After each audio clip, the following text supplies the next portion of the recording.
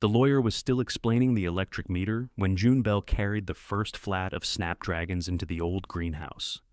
"Mrs. Bell," he called after her. June set the flat on a waist-high bench silvered by 40 years of water and fertilizer. Most of the seedlings had already begun curling their roots against the black plastic cells. She pinched one loose, made a hole in the damp soil, and planted it in a waiting pot. Through the open door, she could see her son watching her from the folding table in the potting shed. Evan's face wore the patient concern he had practiced through Cal's illness. As if June were a difficult customer he intended to keep calm. "Mom," he said, "we're not finished, I know." She planted a second snapdragon. Behind Evan, Mallory looked down at the settlement papers, and then toward the greenhouse with its missing panes, stained concrete, and moss-filled gutters. She seemed embarrassed, though June could not tell whether she was embarrassed for her mother or by her. Mr. Avery raised his voice. "The meter will be transferred to your name on Monday. Water is supplied by the shared well, subject to the usage agreement in Exhibit D." June pressed soil around a third seedling. Her fingers were trembling, so she pushed them deeper into the pot where no one could see. The children had kept the nursery, the trucks, the inventory, the family name, the house where June had lived for 37 years. They had left her the greenhouse, and nobody at the table seemed to understand that she had already decided to make them regret it. Not regret it in the ugly way. June had no appetite for flames or lawsuits, or her children crawling over broken glass to apologize. She wanted something quieter, though she could not yet have said what. She wanted Evan to look at the place he had called sentimental and see something he could not dismiss. She wanted Mallory to stop speaking to her in the soft, measured tone people used with the recently bereaved and the recently confused. Mostly, June wanted to know whether there was any part of her life that still belonged to her before someone else packed it into a labeled box. June. Mr. Avery had come to the greenhouse doorway. He was a narrow man in a summer-weight suit, and the damp air had already wilted him. "I need you to hear the remaining terms before you sign. I can hear you from here." He glanced at the flats. "Are those urgent?" They were urgent 3 days ago.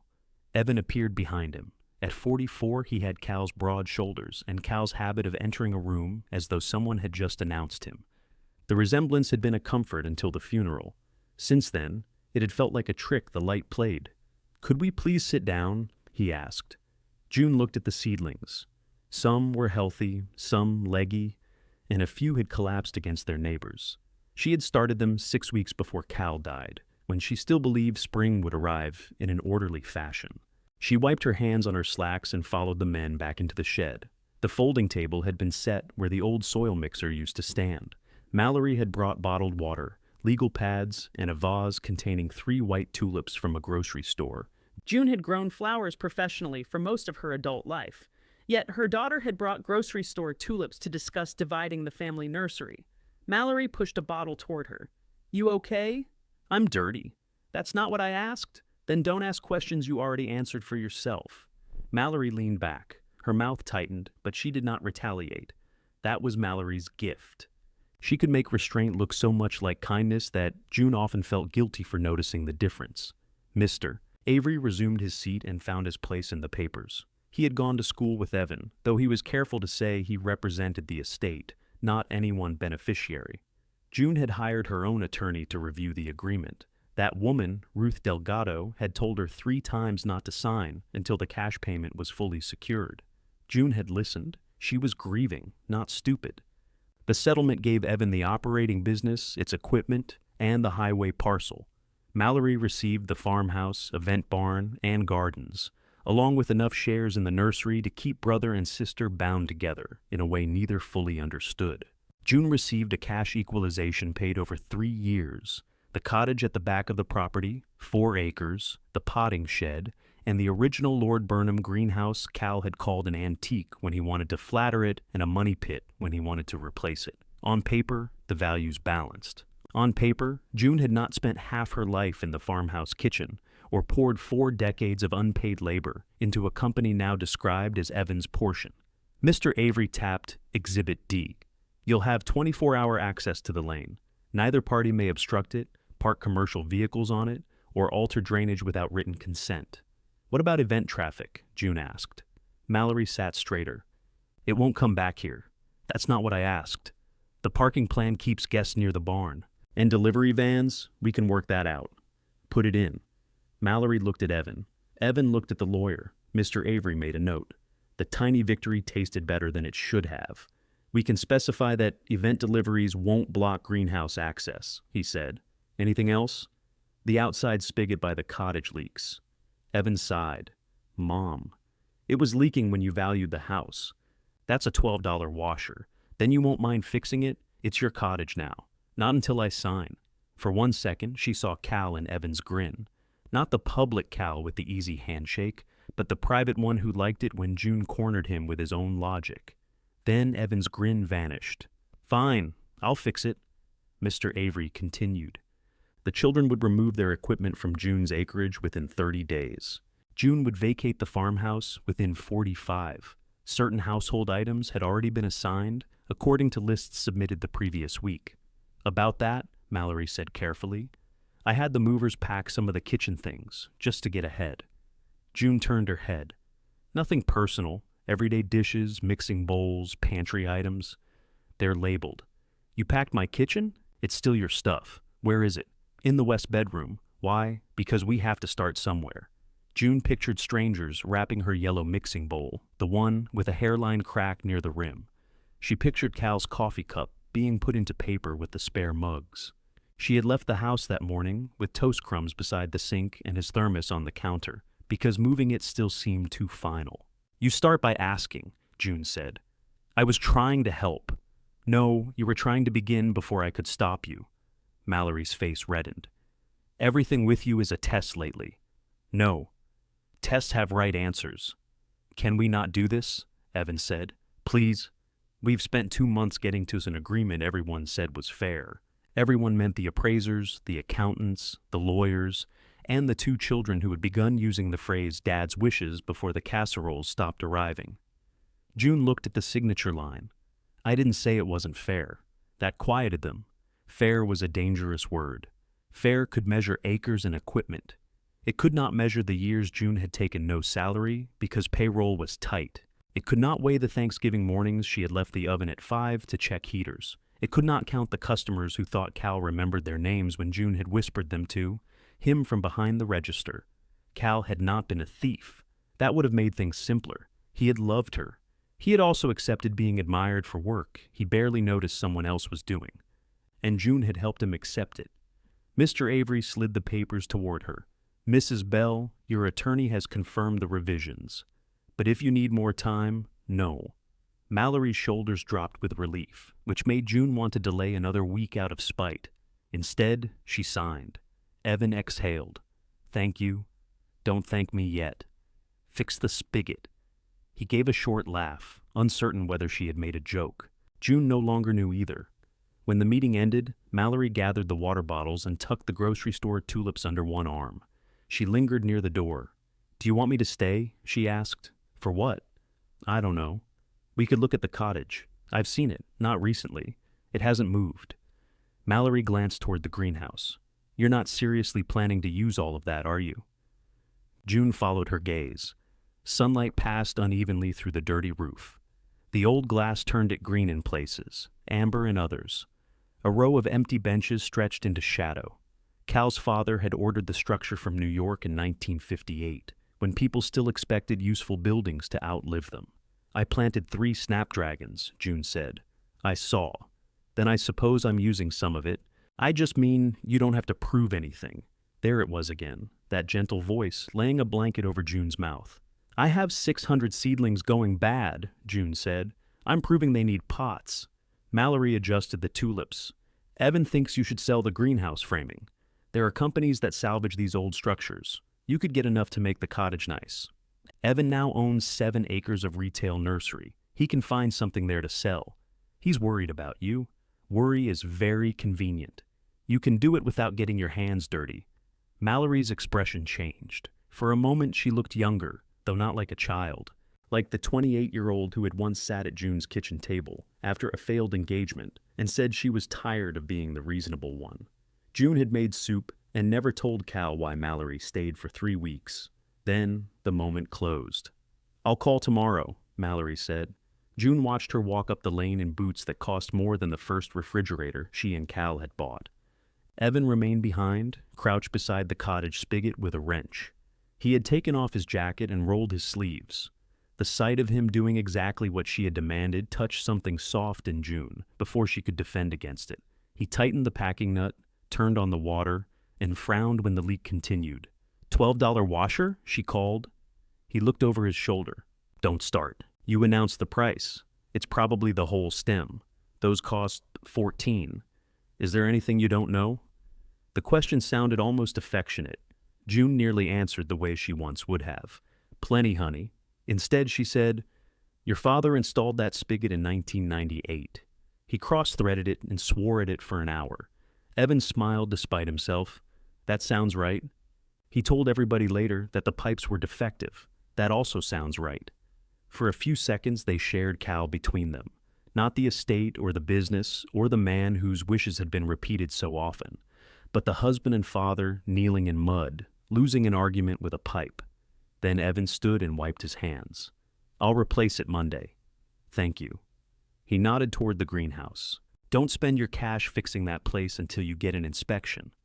I know. The boiler's ancient, I know. And the east wall, I know, Evan. His jaw shifted. He hated being interrupted. Another inheritance from Cal. We're not pushing you out, he said. June looked past him toward the farmhouse roof, visible above the hedges. Her bedroom curtains were still in the upstairs windows. Her kitchen was full of boxes Mallory had packed. Evan's new company sign was already leaning against the barn, wrapped in plastic. What would pushing look like? She asked.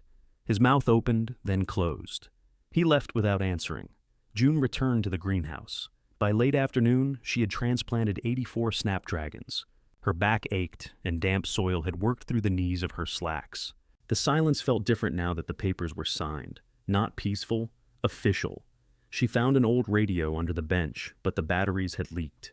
She talked to the seedlings instead, telling the weak ones they had poor timing and the strong ones not to be smug. At dusk, the temperature began to fall. June switched on the boiler. It coughed, rattled, and finally caught. Warmth moved through the pipes with a series of knocks like someone walking deeper into the greenhouse. She allowed herself one breath of relief. Then the burner sputtered out. June waited, listening. Nothing. She tried the switch again. The boiler coughed once and died. Outside, the April sky had cleared to a hard, cold blue, the kind that let every bit of daytime heat escape after dark. 600 seedlings sat in trays around her. The 3 she had planted during the meeting stood alone in their pots. June pressed her palm against the nearest pipe. It was already cooling. June tried the switch a third time, because machinery occasionally responded to stubbornness, even when people did not. The burner clicked. A flame caught somewhere inside the metal housing, breathed for 3 seconds, then vanished. Fine, she said. Be dramatic. She opened the service panel and crouched with difficulty. The boiler had been old when Evan was still bringing home women he described as friends, and June pretended to believe him. Cal used to clean the nozzle every fall, usually after the first freeze instead of before it. 2 years earlier, Evan had announced that repairing it again was throwing money into a grave. He had ordered propane heaters for the new tunnels and stopped maintaining the old system. June found a flashlight and traced the fuel line. No leak. The filter housing looked dirty, but not dirty enough to kill the flames so quickly. She checked the oil tank gauge. The needle rested just above empty. June stared at it, first relieved, then furious. A fuel delivery was cheaper than a boiler. It was also not coming at 7 in the evening. The greenhouse thermometer read 52 degrees. The forecast tape beside the radio was 3 days old, but she remembered the radio announcer warning of 31 overnight. That meant 28 out here in the low ground, where cold collected as faithfully as unpaid bills. She walked quickly to the potting shed and picked up her phone. Evan answered on the 6th ring. What happened? He said. Why does something have to have happened? Because you never call me. June looked at the blank screen for a second, thinking the call had dropped. It had not. The greenhouse tank is empty. Okay, the temperature is falling. Then don't use the greenhouse tonight. She shut her eyes. I have 600 seedlings in it. You can't heat that whole structure for 600 plugs. You'll burn $300 in oil. It holds 275 gallons. At $4 a gallon, that's not making your case. I'm not asking you to do arithmetic. What are you asking? The old answer rose automatically. Nothing, honey, I'll handle it. She swallowed it. I'm asking whether there are any portable heaters in the retail building. A pause. There are. I need two. Those are company equipment now. June laughed once, not because anything was funny. I'm aware of the historic transfer of the portable heaters. I'm not being a jerk. There are insurance issues. They have plugs, Evan. I'm not borrowing a forklift. If one catches fire in your greenhouse, it didn't become my greenhouse until 3 hours ago. And you signed an agreement saying you'd maintain your own insurance. June could hear voices behind him and the clink of silverware. He was at a restaurant. Mallory was probably there too, and perhaps Mr. Avery, everyone relaxing after the successful division of June's life. How soon can you get here? She asked. Mom, I'm moving the flats into the house. You can help, or you can explain insurance to your chicken. My what? The chicken with lemon and capers. You always order it there. He exhaled hard through his nose. Give me 20 minutes. June hung up before gratitude could complicate the matter. She found 2 hand carts and loaded the first with flats. The distance from the greenhouse to the farmhouse was less than a quarter mile, but the gravel lane sloped upward. Every ridge in the path rattled the seedlings. June braced the trays with one hand and pulled with the other, moving through air that already smelled sharper. The farmhouse kitchen lights were on. Mallory stood at the island surrounded by cardboard boxes, wrapping June's cast-iron skillet in brown paper. She looked up as June entered through the mudroom with a cart full of plants. What are you doing? Moving in. Mom, seriously, the boiler has no fuel. Mallory put down the tape dispenser. Can't they stay in the potting shed? No heat. What about the cottage? No reliable heat. Mallory blinked. There's heat. There's a furnace. Those are not the same thing. June steered the cart around a box marked Pantry, Misk. The kitchen table was gone, not moved aside. Gone? Where's the table? It's in the dining room. Why? I needed space. For what? An evacuation? Mallory looked at the seedlings. Apparently. June set the flats along the windows and on the floor near the baseboard radiators. The plants gave the half-packed kitchen the look of a very small, badly managed garden center. Mallory picked up a flat. Where do you want these?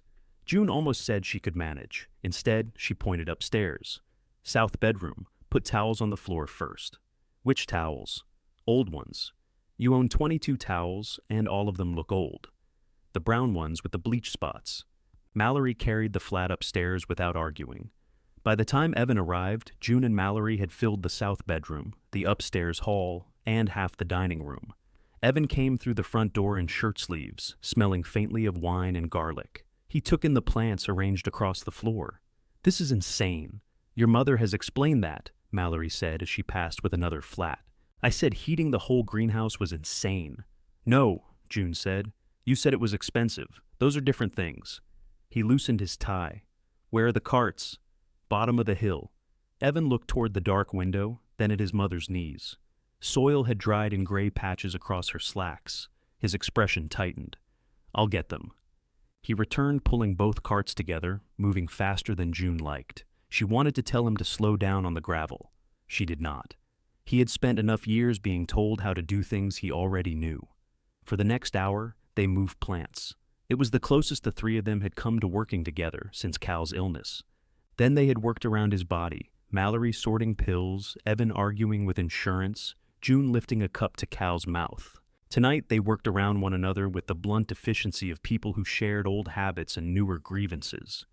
Evan carried 2 flats at once. Mallory read labels aloud in a mocking voice. Rocket Bronze, Madame Butterfly, Chantilly Light Salmon. These sound like dancers at a place Dad would pretend not to recognize. Don't mix the varieties, June said. I'm not mixing. I'm providing entertainment. You're holding Potomac Apple Blossom upside down. Mallory righted the tag. She has a point. Evan came through the door behind them. The weak ones are all on the right side of the cart. Is that normal? June turned. Which right side? My right side. Evan. What? You were pulling the cart. He stared at her. Then it was behind you. Mallory laughed first. It came out louder than expected, and June felt one rise in her own throat before she could stop it. Evan looked offended for half a second, then began laughing too. The sound filled the kitchen strangely. Cal should have been there to claim credit for the joke. Mallory's laughter faltered. Evan looked at the floor. June picked up a tray. "South bedroom," she said. At 10:30, the last flat came into the house. Evan washed his hands at the kitchen sink, though the towel that usually hung there had been packed. "I'll call Pritchard Fuel in the morning," he said.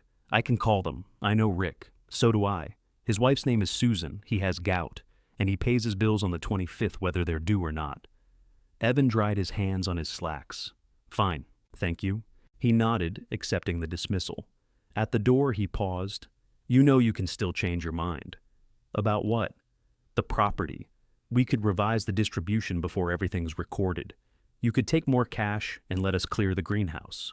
Mallory stood very still beside the pantry boxes. "And where would I go?" June asked. "We'd find you a place." "A place? A condo, maybe. Something easy." June had never understood why easy was supposed to be the greatest gift anyone could offer a woman her age. Easy chairs, easy shoes, easy dinners and microwave trays. The language of reducing a life until nothing in it required effort, including the person living it. "Good night, Evan." He looked as though he wanted to say more. Then he picked up his jacket and left. Mallory stayed. "You should sleep here tonight," she said. "I still live here." "I know. I meant instead of at the cottage." "I haven't slept at the cottage." Mallory rubbed her forehead. "Why does every sentence have to turn into a knife?" "Because you keep handing me the handle. That doesn't even make sense." "It did when I started saying it." Mallory gave a tired, unwilling smile. "There she is." June looked at her daughter. "Who?" "You." The answer landed in a place June had not protected. Mallory folded the wrapping paper and stacked it on the island. "I'll unpack the kitchen tomorrow." "No." "Leave it. You need plates. I have plates. In boxes. I can open a box. I shouldn't have done it without asking." June studied her.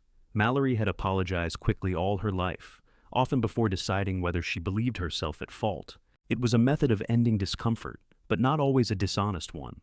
"No," June said. "You shouldn't have." Mallory waited for forgiveness. June picked up Cal's thermos from the counter and rinsed a ring of dust from its lid. After a moment, Mallory said, "Do you want help tomorrow?" "Not with the kitchen?" "With the plants." "You have the event barn. I can spare an hour." "No." Mallory flinched. June softened the word, though not the answer. "I don't know what I'm doing tomorrow yet. Call me when you do." She left through the front door, carrying the 3 grocery store tulips with her. June wished she had forgotten them. The house settled around the plants, radiators clicked, the refrigerator hummed against the wall. Upstairs, 600 seedlings waited beneath windows and on folded towels, leaves turned toward darkness. June should have gone to bed. Instead, she sat on the bottom stair with Cal's thermos between her palms. Grief was worse when something went right. The children had come. They had helped. For an hour they had been funny and useful and familiar. It would have been easier if they were monsters. Monsters did not know how to pull a cart without spilling a single tray. Monsters did not remember which side held the weak plants. At midnight, June checked every room. The snapdragons were warm enough. Some had wilted from the move, but most stood upright. She found one crushed cell in the upstairs hall, a seedling flattened where someone had stepped on it. The stem was bent nearly through. She carried it downstairs, trimmed the damaged portion, and set it in a glass of water on the windowsill. By 7 the next morning, Pritchard Fuel could deliver, but not until Friday. "Emergency route's full," Rick said over the phone. Everybody ignored the forecast. "What about 100 gallons? 100 gallons is still a truck. Your wife's still making you eat oatmeal?" Silence. "Who told you about that?" "You did, in February. I was under duress. You had 1 beer. That's duress at my age." June smiled despite herself. "Friday's too late. I can give you the number for Doyle Heating. Might be able to get a temporary tank out there. Doyle overcharges. He charges what people pay. That's the definition of overcharging." Rick sighed. "What are you trying to keep warm?" "Snapdragons." "How many?" 600. "For God's sake, June, put them in the house." "They are in the house." Another silence. "All of them?" "Most of the first floor and 1 bedroom." Rick began to laugh. He tried to hide it by coughing, which made it worse. "I'm glad my hardship has improved your morning. I'll call if a truck frees up." After they hung up, June made coffee and opened the refrigerator. Mallory had removed enough food that the shelves looked startled. There were eggs, half a jar of pickles, mustard, and a casserole someone from the church had delivered after Cal's funeral. The masking tape label said, beef. It could have said, grief, and been no less appetizing. June was cracking an egg when someone knocked at the mudroom door. Nita Brooks stood outside, holding 2 coffees and looking through the glass at the plants on the kitchen floor.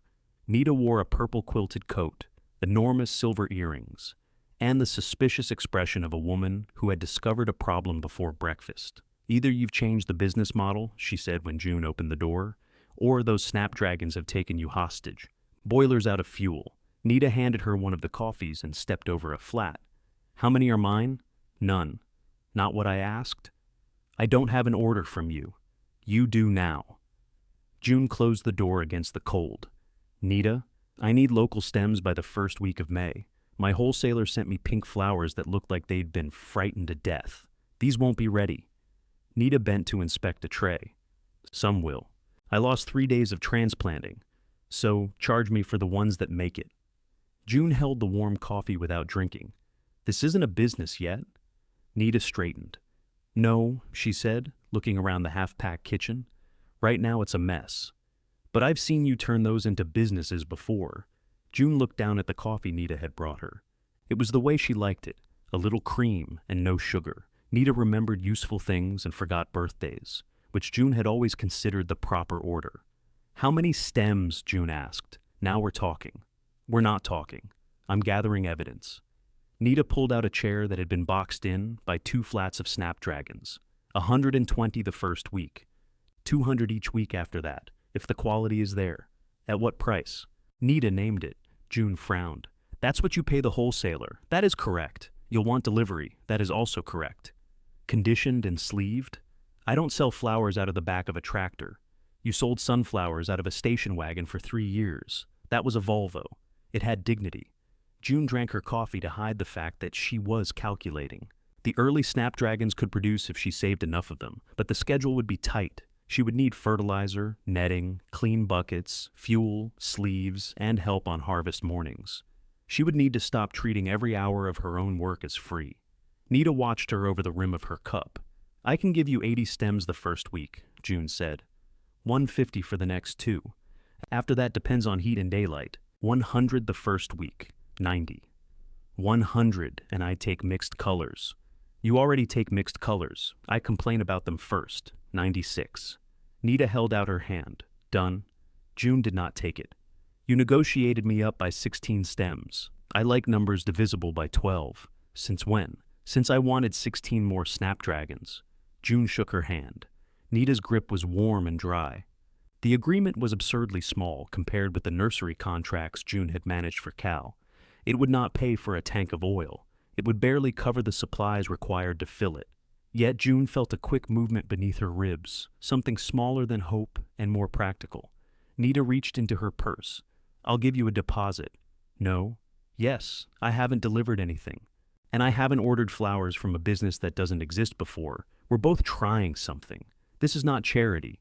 Good, because charity has terrible margins. Nita wrote a check on the kitchen counter. She left the payee line blank. What do I write there? June Bell. That's a person, not a business. It's been a business for 41 years. It just wasn't on the sign. June looked toward the window. On the floor beneath it, the snapdragon stood in black plastic cells, lit by a weak morning sun. Write June Bell for now. Nita filled in the line. For now. They carried their coffee down the lane to inspect the greenhouse. In daylight, the damage looked less romantic. Mineral deposits clouded half the roof. One ventilation arm had rusted open, and birds had used a broken pane above the west door as a private entrance. June found fresh droppings on a bench she had cleaned the week before. Nita looked up.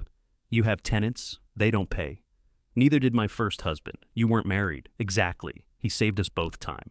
June opened the boiler panel. Fuel's the immediate problem. Nita crouched beside her. Is this safe? It was when it had oil. That's not an answer. It's the answer I have. Nita touched the corroded edge of the housing and withdrew her finger. You need someone who knows boilers. Cal knew it. Cal claimed to know it. He did keep it running. Cal once repaired my cooler with duct tape and told me not to open the left door. It worked for 8 months. I couldn't open the left door for 8 months. June smiled. Still worked. A van turned from the highway onto the lane. Doyle Heating was painted along its side in letters suggesting that heat was a patriotic duty. June checked her watch. I didn't call Doyle. I did, Nita said. When? While you were pretending not to want the order. I said he overcharges. You also said you had 600 plants in your house. The technician who climbed out was a thick-waisted man named Marvin Doyle, whom June knew from the nursery. He had bought one azalea every Mother's Day for 23 years, even after his mother died. June had never asked who received the later ones. He nodded to both women. Nita says you've got a dead boiler. Nita exaggerates. Nita pointed at the machine. It's that rust-colored coffin. Marvin crouched, opened his tool case, and began checking the burner. June disliked watching another person touch equipment she knew. It felt like allowing a stranger to button her coat. She also knew just enough to understand that pride could burn down a greenhouse. Marvin removed the fuel filter. Black sludge dripped into his tray. That'll do it, he said. The tank's nearly empty. That too. Can it run? Can and should are separate invoices. Nita made a satisfied noise. June ignored her. How much? Marvin listed the cost of cleaning the burner, replacing the filter and nozzle, pressure testing the line, and restarting the system once fuel arrived. It was less than a new boiler, and more than June had hoped. What about a temporary tank? She asked. Not for this setup. I can bring 20 gallons in cans to test it, but you'll burn through that in a cold night. Pritchard can't deliver until Friday. I can get a truck here this afternoon. At what price? He named it. That's 38 cents over Rick. That's why my truck is available. June looked through the greenhouse toward the farmhouse. Plants filled the south windows like an invading army. She thought of the cottage furnace, the leaking spigot, the soft patch in the bathroom floor, and the cash payment that was not due for another 3 weeks. How much oil do I actually need? Marvin looked along the heating pipes. To finish spring? 150 gallons if you curtain off one bay. More if you try heating all this empty space. Can we curtain it? We? You're the one with the tool case, Marvin laughed. I can show you where. You'll need plastic and wire. June had plastic. The nursery had thrown away an entire roll the previous fall because the outside layers were sun-damaged. June had cut off the bad portion and stored the rest behind the potting shed. Evan had called her a raccoon. She approved 100 gallons and the service work. The price made her stomach tighten, but she signed Marvin's work order. Nita looked at the signature. Your handwriting's getting small. The numbers are getting large. While Marvin worked, June and Nita stretched the salvage plastic across the first greenhouse bay. There was no proper curtain system, so they fed wire through hooks along the trusses and hung the plastic by hand. The ladder wobbled on the uneven concrete. You are not going up there, Nita said. I'm lighter than you. You are older than me. By 14 years, not 40. 14 is plenty when you're falling. June went up anyway. On the 4th rung, her left knee gave a warning pulse. She shifted her weight and pretended it had not. Nita stood below, with both hands gripping the ladder. You make one heroic move, Nita said, and I'm calling Mallory. That is an ugly threat. I have Evan's number too. That's extortion. Then stay on the 3rd rung. They had one side of the plastic secured when an empty nursery truck came slowly down the lane. Luis Ortega was driving. He stopped beside the potting shed and climbed out with an envelope in one hand. Luis had delivered for Bell Family Nursery for 11 years. He was compact, careful, and almost impossible to hurry. Cal used to say Luis could back a truck through a keyhole but would need 15 minutes to consider the keyhole first. He looked from June to Nita to Marvin's van. Bad day? He asked. Expensive day, June said. Those are cousins. He held up the envelope. Evan told me to leave the old keys. June climbed down. Why with me? Said he'd be here later. You're working today? Luis glanced at the empty truck. Last day. The words took a moment to settle. What do you mean last day? He cut deliveries. New wholesalers ship direct, and landscaping's using subcontractors with their own trucks. Since when? He told me Monday. The settlement meeting had been on Thursday. Evan had known. June looked at the envelope. There were 6 keys inside, each tagged in Luis's square handwriting. I'm sorry, she said. Louis shrugged, but his gaze moved toward the greenhouse rather than meet hers. It's business? She had heard Evan use the same phrase whenever a decision hurt someone he did not wish to feel responsible for. Nita needs deliveries in May, June said. Nita turned. Do I? If I take your order, I'm not driving stems into town at 6 in the morning. Louise smiled slightly. You're taking orders? One very small one. 96 stems, Nita said. She fought me over 4. They matter in buckets, June said. Louise stepped into the greenhouse and studied the hanging plastic. That wire won't hold. Nita looked offended. We've been doing this for 20 minutes. That explains it. He took off his jacket, folded it on a bench, and examined the hooks along the truss. June noticed the gray beginning at his temples and wondered when that had happened, perhaps gradually, while she was busy noticing Cal getting older. I can't pay for repairs today, she said. I didn't ask, and I don't trade work for vague promises. Luis looked at her. Do you have anything to eat? There are eggs and a casserole labeled beef. Then buy lunch. Nita lifted her coffee. I'm management. I don't work for casserole. You're holding the ladder, June said. That's supervisory. The three of them rehung the plastic according to Luis's method, folding the upper edge over a length of wire so the weight distributed evenly. By noon, the first bay was enclosed. Marvin restarted the boiler on fuel from 2 cans. The flame caught, shuddered, then settled into a steady roar. June stood with one hand on the nearest pipe. Heat moved slowly beneath her palm. Don't trust it, Marvin said. Old equipment gets emotional when people depend on it. I know the type. His oil truck would arrive before 3. He left her with a handwritten list of future repairs and circled the words, "Do not ignore" in red beside a pressure valve. June folded the list and put it in her pocket. They ate the beef casserole in the potting shed. It was mostly noodles and had been frozen long enough to lose any memory of seasoning. Luis ate 2 helpings. What will you do? June asked him. He scraped his plate with a fork. Find work. With who? Someone who has it. Nita looked around the shed. This place has work. This place has no money, June said. Those are not always the same thing. June gave her a warning glance. Luis set down his fork. I don't want a job you invent because you feel bad. Good. I don't have one. But if you need glass replaced, I know a man who salvaged panes from the old college greenhouse. He'll sell cheap if somebody picks them up. How cheap? I can ask. June hesitated. Every conversation now seemed to contain a price she was not ready to pay. Ask, she said. Nita tapped the blank receipt she had made June write for the deposit. You'll need a name before I put you in my vendor system. Why? Because my accountant enjoys joyless paperwork. Luis looked toward the greenhouse. Bell Greenhouse.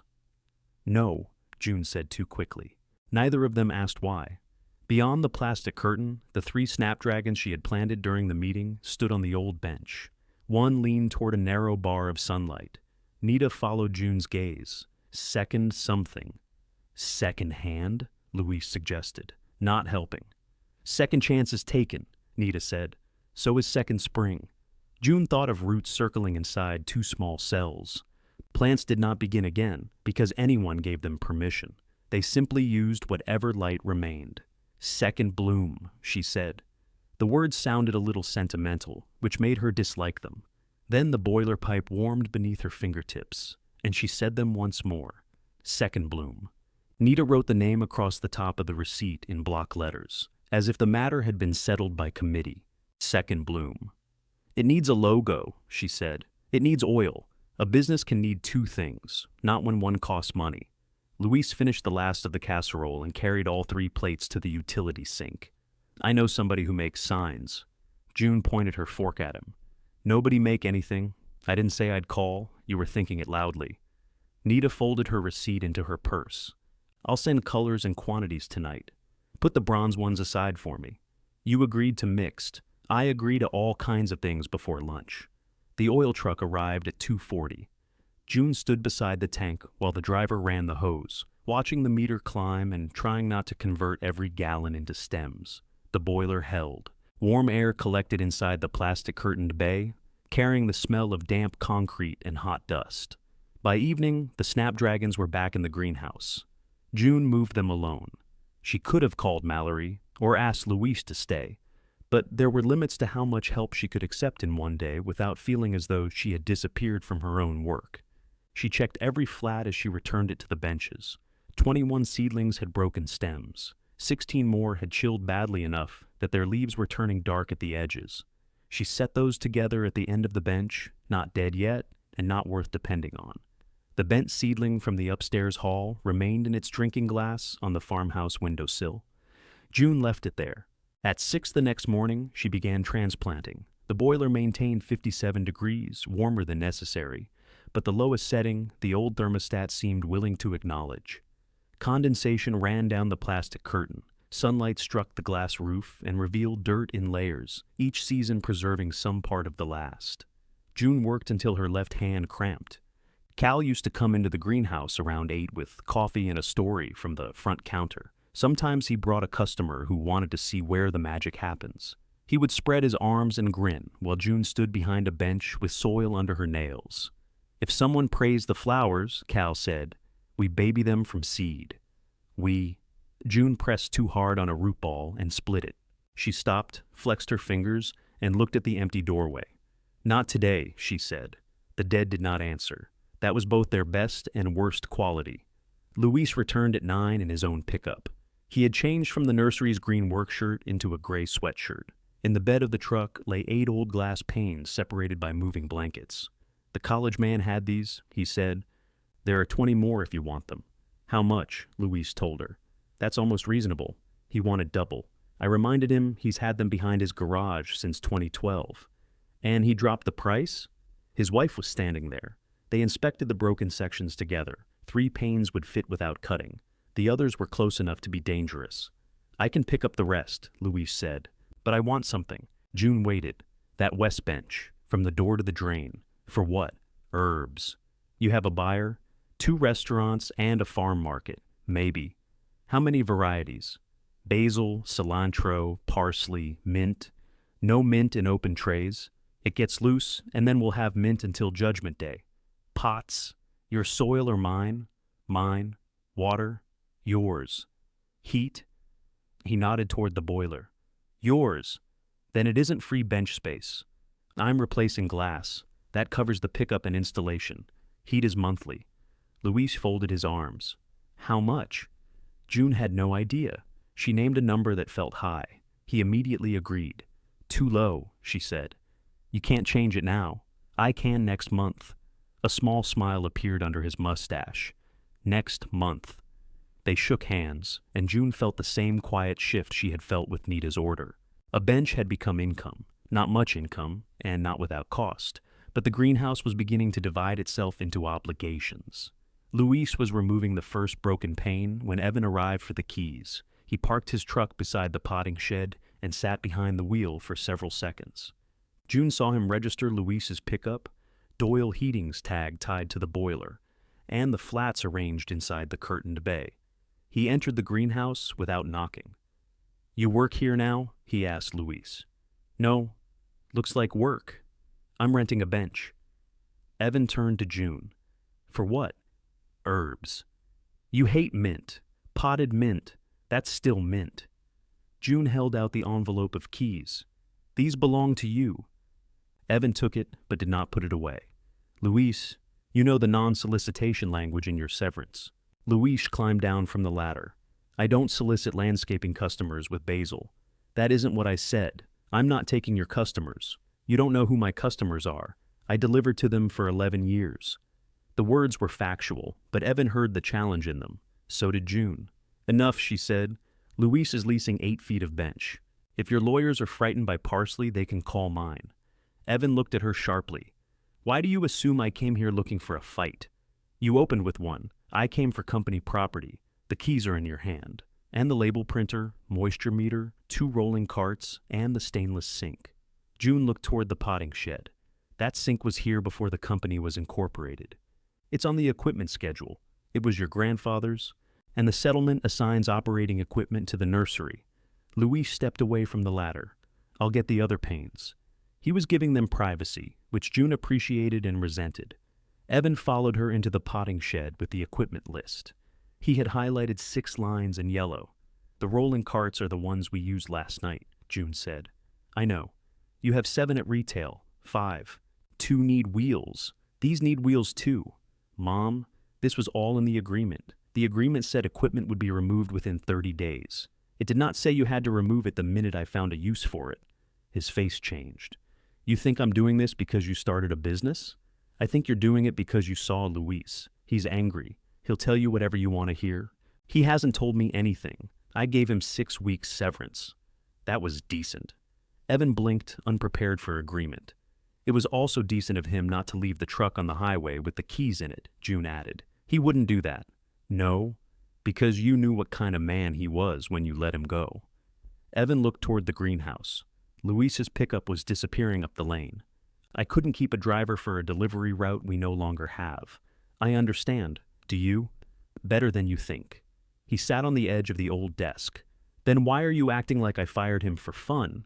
Because you came in here talking to him like he'd stolen something. He shows up 2 days after I let him go and starts working for my mother, renting. Do you hear yourself? Yes. I'm the only person in this family I hear clearly anymore. Evan rubbed his face. He looked tired, not funeral tired with its public handshakes and coffee, but business tired. June knew the difference. She had carried that particular weight quietly for years. He put the list on the desk. Keep the carts until the end of the month. And the sink. The sink is worth $1,200. It leaks. It's still stainless. Your father proposed to me beside that sink. Evan stared. What? He had a ring in his pocket and manure on his boot. He leaned against the sink because he thought it made him look relaxed. I have never heard that story. He fell backward when the pipe came loose. Evan began to smile. Did you say yes before or after? After he shut off the water. The smile remained, but pain moved beneath it. You never told us. There are a lot of things I never told you. June had meant it lightly. It did not sound light. Evan picked up the equipment list and crossed out the sink. Keep it. I'm not asking for a favor. I know. I'm giving you one. Those are dangerous in this family. He put the paper in his pocket. Take the win, Mom. She did. He wheeled the label printer and moisture meter to his truck. Before leaving, he stopped at the greenhouse door. Second bloom? He asked. June looked at the paper sign Nita had taped to the inside of the glass. She had not noticed it before. The letters were purple, drawn with the florist's thick marking pen. It's temporary. Sounds like a hair salon. Your father wanted to call the landscaping division Dirt Works. That was a good name. It was a name for earthworms with jobs. Evan laughed. Do you have insurance? I'm working on it. A resale certificate? Working on it. Bookkeeping? I used to do yours. That was a different scale. June picked up a pot. Was there anything else? He hesitated. If you need the carts after the month, we can figure something out. Write down what they cost. For rent? People pay for things, Evan. It keeps everybody from pretending later. He nodded once and left. The greenhouse felt larger without him in it. June worked through lunch. By mid-afternoon, every healthy snapdragon had been transplanted. She counted the damaged ones again. 37 would not recover. She wrote the number in a fresh ledger, along with Nita's deposit, the oil delivery, Marvin's bill, the cost of glass, and Luis's bench rent. The page ended in red. She knew early losses were normal. She had explained that to Cal hundreds of times while he paced and worried over payroll. Now, there was no one to explain it to her. At the farmhouse, Mallory had left a voicemail, asking whether she could begin measuring the dining room for event storage. June listened twice before calling back. I'm still living in it, she said when Mallory answered. I know, I only need 20 minutes. The floor is covered with seedlings. I can step over them. No? A pause. Is this about the boxes? It's about the dining room. We have an event consultation next week, then consult somewhere else. Mallory's silence sharpened. You signed. I also have 45 days. I'm not asking you to leave early. You're asking the house to stop being mine early. I don't know what you want from me. June looked through the kitchen doorway at the empty rectangle where the table had stood. I want you to notice when you're taking something. Mallory ended the call soon afterward, politely enough to make it hurt. That evening, June found Cal's boat registration in the desk drawer. The boat sat under a tarp behind the equipment barn, unused since the previous summer. Cal had loved the idea of fishing more than the activity. He spent most trips untangling line, complaining about mosquitoes, and returning with a story larger than anything he had caught. The boat belonged to June under the personal property list. She called a dealer 2 towns over and described it. He offered less than she expected and more than the greenhouse had earned. June went outside with a flashlight. She pulled back one corner of the tarp and ran her hand over the cold aluminum hull. For a moment, selling it felt like erasing him. Then she remembered the grocery store tulips, the packed kitchen, and Evan asking whether she had bookkeeping. "Cal," she said into the dark, "you are becoming glass." She covered the boat again and called the dealer back. The dealer could come Tuesday morning. "Bring a cashier's check," June said. "We usually pay by company check. Then you can usually buy somebody else's boat." There was a pause. "Cashier's check is fine. And you'll take the trailer. That's generally how boats travel.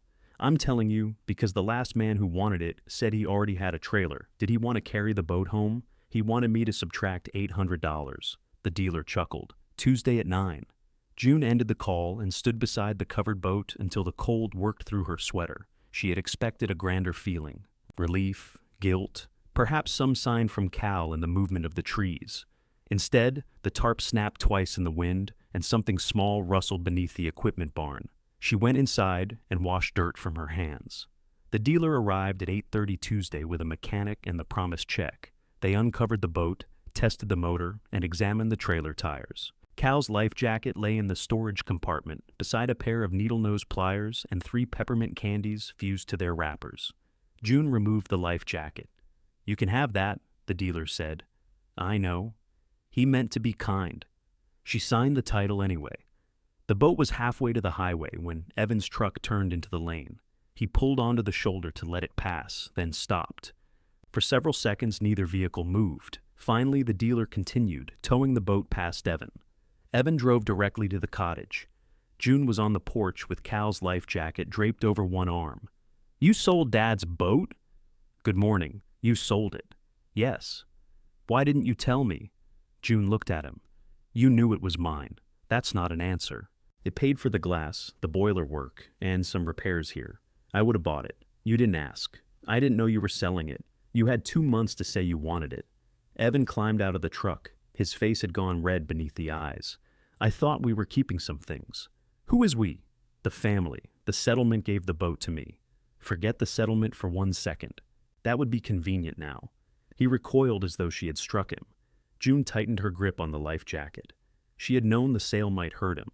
Pretending otherwise would make her no better than Mallory packing the kitchen in the name of efficiency. "You should have had a chance," she said. "Yes, I needed the money. I would have paid you. You might have. Or you might have said you'd pay after the spring rush, or taken the price out of something you decided I owed. That's not fair." "No." The words sat between them.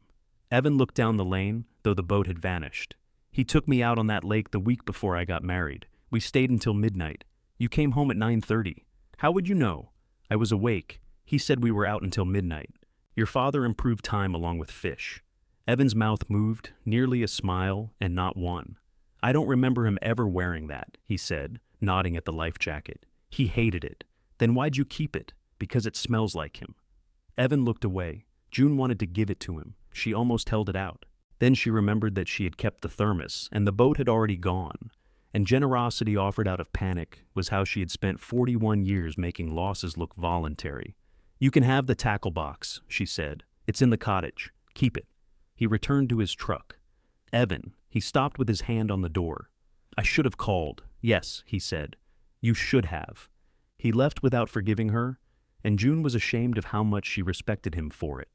The boat money went into an account under her name alone. She used part of it to hire a carpenter for the cottage bathroom floor, part to replace the greenhouse pressure valve Marvin had circled in red, and part to buy the remaining salvage panes.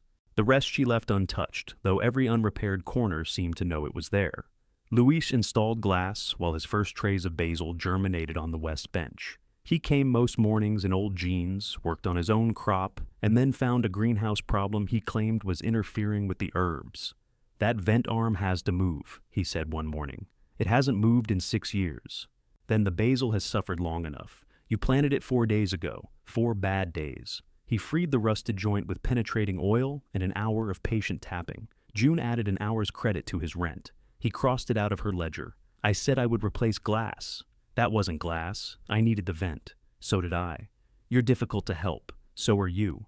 This appeared to satisfy him. The snapdragons filled their pots. Their pale roots reached the drainage holes, and their stems thickened beneath the cooler nights. June pinched the growing tips, a necessary cruelty that made the plants branch. Each time, she thought of Evan watching the boat leave. Mallory did not mention it until she arrived at the greenhouse with a photographer. The photographer was a lean woman named Sharon who wore 2 cameras and shoes, unsuited to gravel. Mallory wore cream trousers and carried a folder of printed pages. June was mixing fertilizer when they entered. "Mom," Mallory said brightly, "this is Sharon Webb. She's doing the images for the new website." Sharon extended a hand. "This place is incredible. It leaks in 4 places. That's character." "No, character is what people call damage when it belongs to somebody else." Sharon laughed. Mallory did not. "We only need 20 minutes, Mallory said. "Wide shots, some details, maybe one of you working." June set down the measuring cup. "For whose website?" "The nursery." "You said the event traffic wouldn't come back here." "They aren't traffic. There are 2 of us." "You asked about measuring the dining room. I said no. So you brought a camera to the greenhouse?" "This is different." "Why?" Mallory opened the folder and showed her a mock-up. At the top was a photograph of Cal standing in the old greenhouse, one hand on a flat of geraniums. Below it, elegant green letters said, "Bell Family Nursery. Grown here since 1983. June remembered the day the picture was taken. She had propagated every geranium in the frame. Cal had come in from lunch wearing a clean shirt because the newspaper was visiting. June had stepped behind the photographer to move a hose out of the shot. "Where Dad started everything," Mallory said. "People connect with history. Your history is on the highway parcel. The greenhouse is part of the story. It's part of my property. We're not trying to claim it. You've put it on top of the page, as heritage." Sharon quietly lowered her camera. June read the smaller text. Founded by celebrated horticulturist Calvin Bell, the nursery grew from one man's passion into a family tradition. "One man," June said. "It's placeholder copy. Then hold its place somewhere else." Mallory's expression tightened. "You know what it means." "I know exactly what it means. Dad was the founder. Your father sold the first tray. I grew it. Nobody is denying that. It's difficult to tell from the one man. I did not write the copy. You brought it here." Mallory closed the folder. "Fine. We'll change the sentence. No photographs." "Mom, no. This greenhouse is in hundreds of old nursery pictures. You can't erase it from the company." "I'm not erasing anything. I'm telling you not to take new pictures through my door." Mallory looked around at the repaired panes, the plastic curtain, Luis's herb bench, and the paper second bloom sign Nita had replaced with a neater one. Something cold entered her face. "So that's what this is." "What? Competition." June almost laughed. Bell Family Nursery occupied 7 acres of retail space, employed 23 people, and had more spring inventory than June could afford to insure. Second Bloom had 1 flower order, 1 rented bench, and a boiler whose moods governed her sleep. This is not competition. "You hired Luis. I did not hire him." "You're selling flowers to Nita." "I've always sold flowers to Nita." "Your father put his name on the invoice." Mallory glanced at Sharon, embarrassed again. "Could you give us a minute?" Sharon walked toward the potting shed, careful not to appear interested. Mallory lowered her voice. "Evan says you sold the boat to fund this. I sold my boat to repair my greenhouse. You knew he wanted it." "No, I knew after." "You could have called." "Yes." Mallory had expected a defense. The admission left her momentarily stranded. June wiped fertilizer dust from the scoop. "I made a selfish decision." "You say that like you're proud." "I'm trying to say it without dying of shame." Mallory looked at her mother's hands. "You're changing." "I hope so." "That isn't automatically good." "No." The greenhouse clicked and shifted in the sun. Somewhere above them, a sparrow scratched at the roof. Mallory opened the folder again and removed the mock-up. "If we change the copy to include you, can we use an old photograph?" "No." "Why?" "Because you aren't asking to honor my work. You're asking to borrow it so the new business feels old. It is old. Then use the parts you own. You signed away the company, and you signed over the greenhouse." Mallory's eyes flashed. "We left you the greenhouse because you wanted it. You left it because you thought it was worthless. That is not true. Then why does Evan keep offering to tear it down for me?" Mallory opened her mouth, but nothing came. June looked toward Sharon. The photographer was examining the potting shed door, as though hinges had always fascinated her. "You need to leave," June said. Mallory put the mock-up back in the folder. "Don't expect us to send customers back here. I haven't. You will." The certainty of it surprised June more than the threat. Mallory walked out. Sharon gave June an apologetic nod and followed. June returned to the fertilizer, but she had lost count of the scoops. She dumped the mixture rather than risk burning the roots and began again. An hour later, her phone rang. It was Nita. "Mallory just called," she said. "That was fast. She wanted to know whether I planned to stop buying from the nursery." "What did you tell her?" "That I buy flowers from people who have flowers." June sat on the edge of the west bench. "She thinks I'm competing with them." "Are you?" "No." Nita was quiet.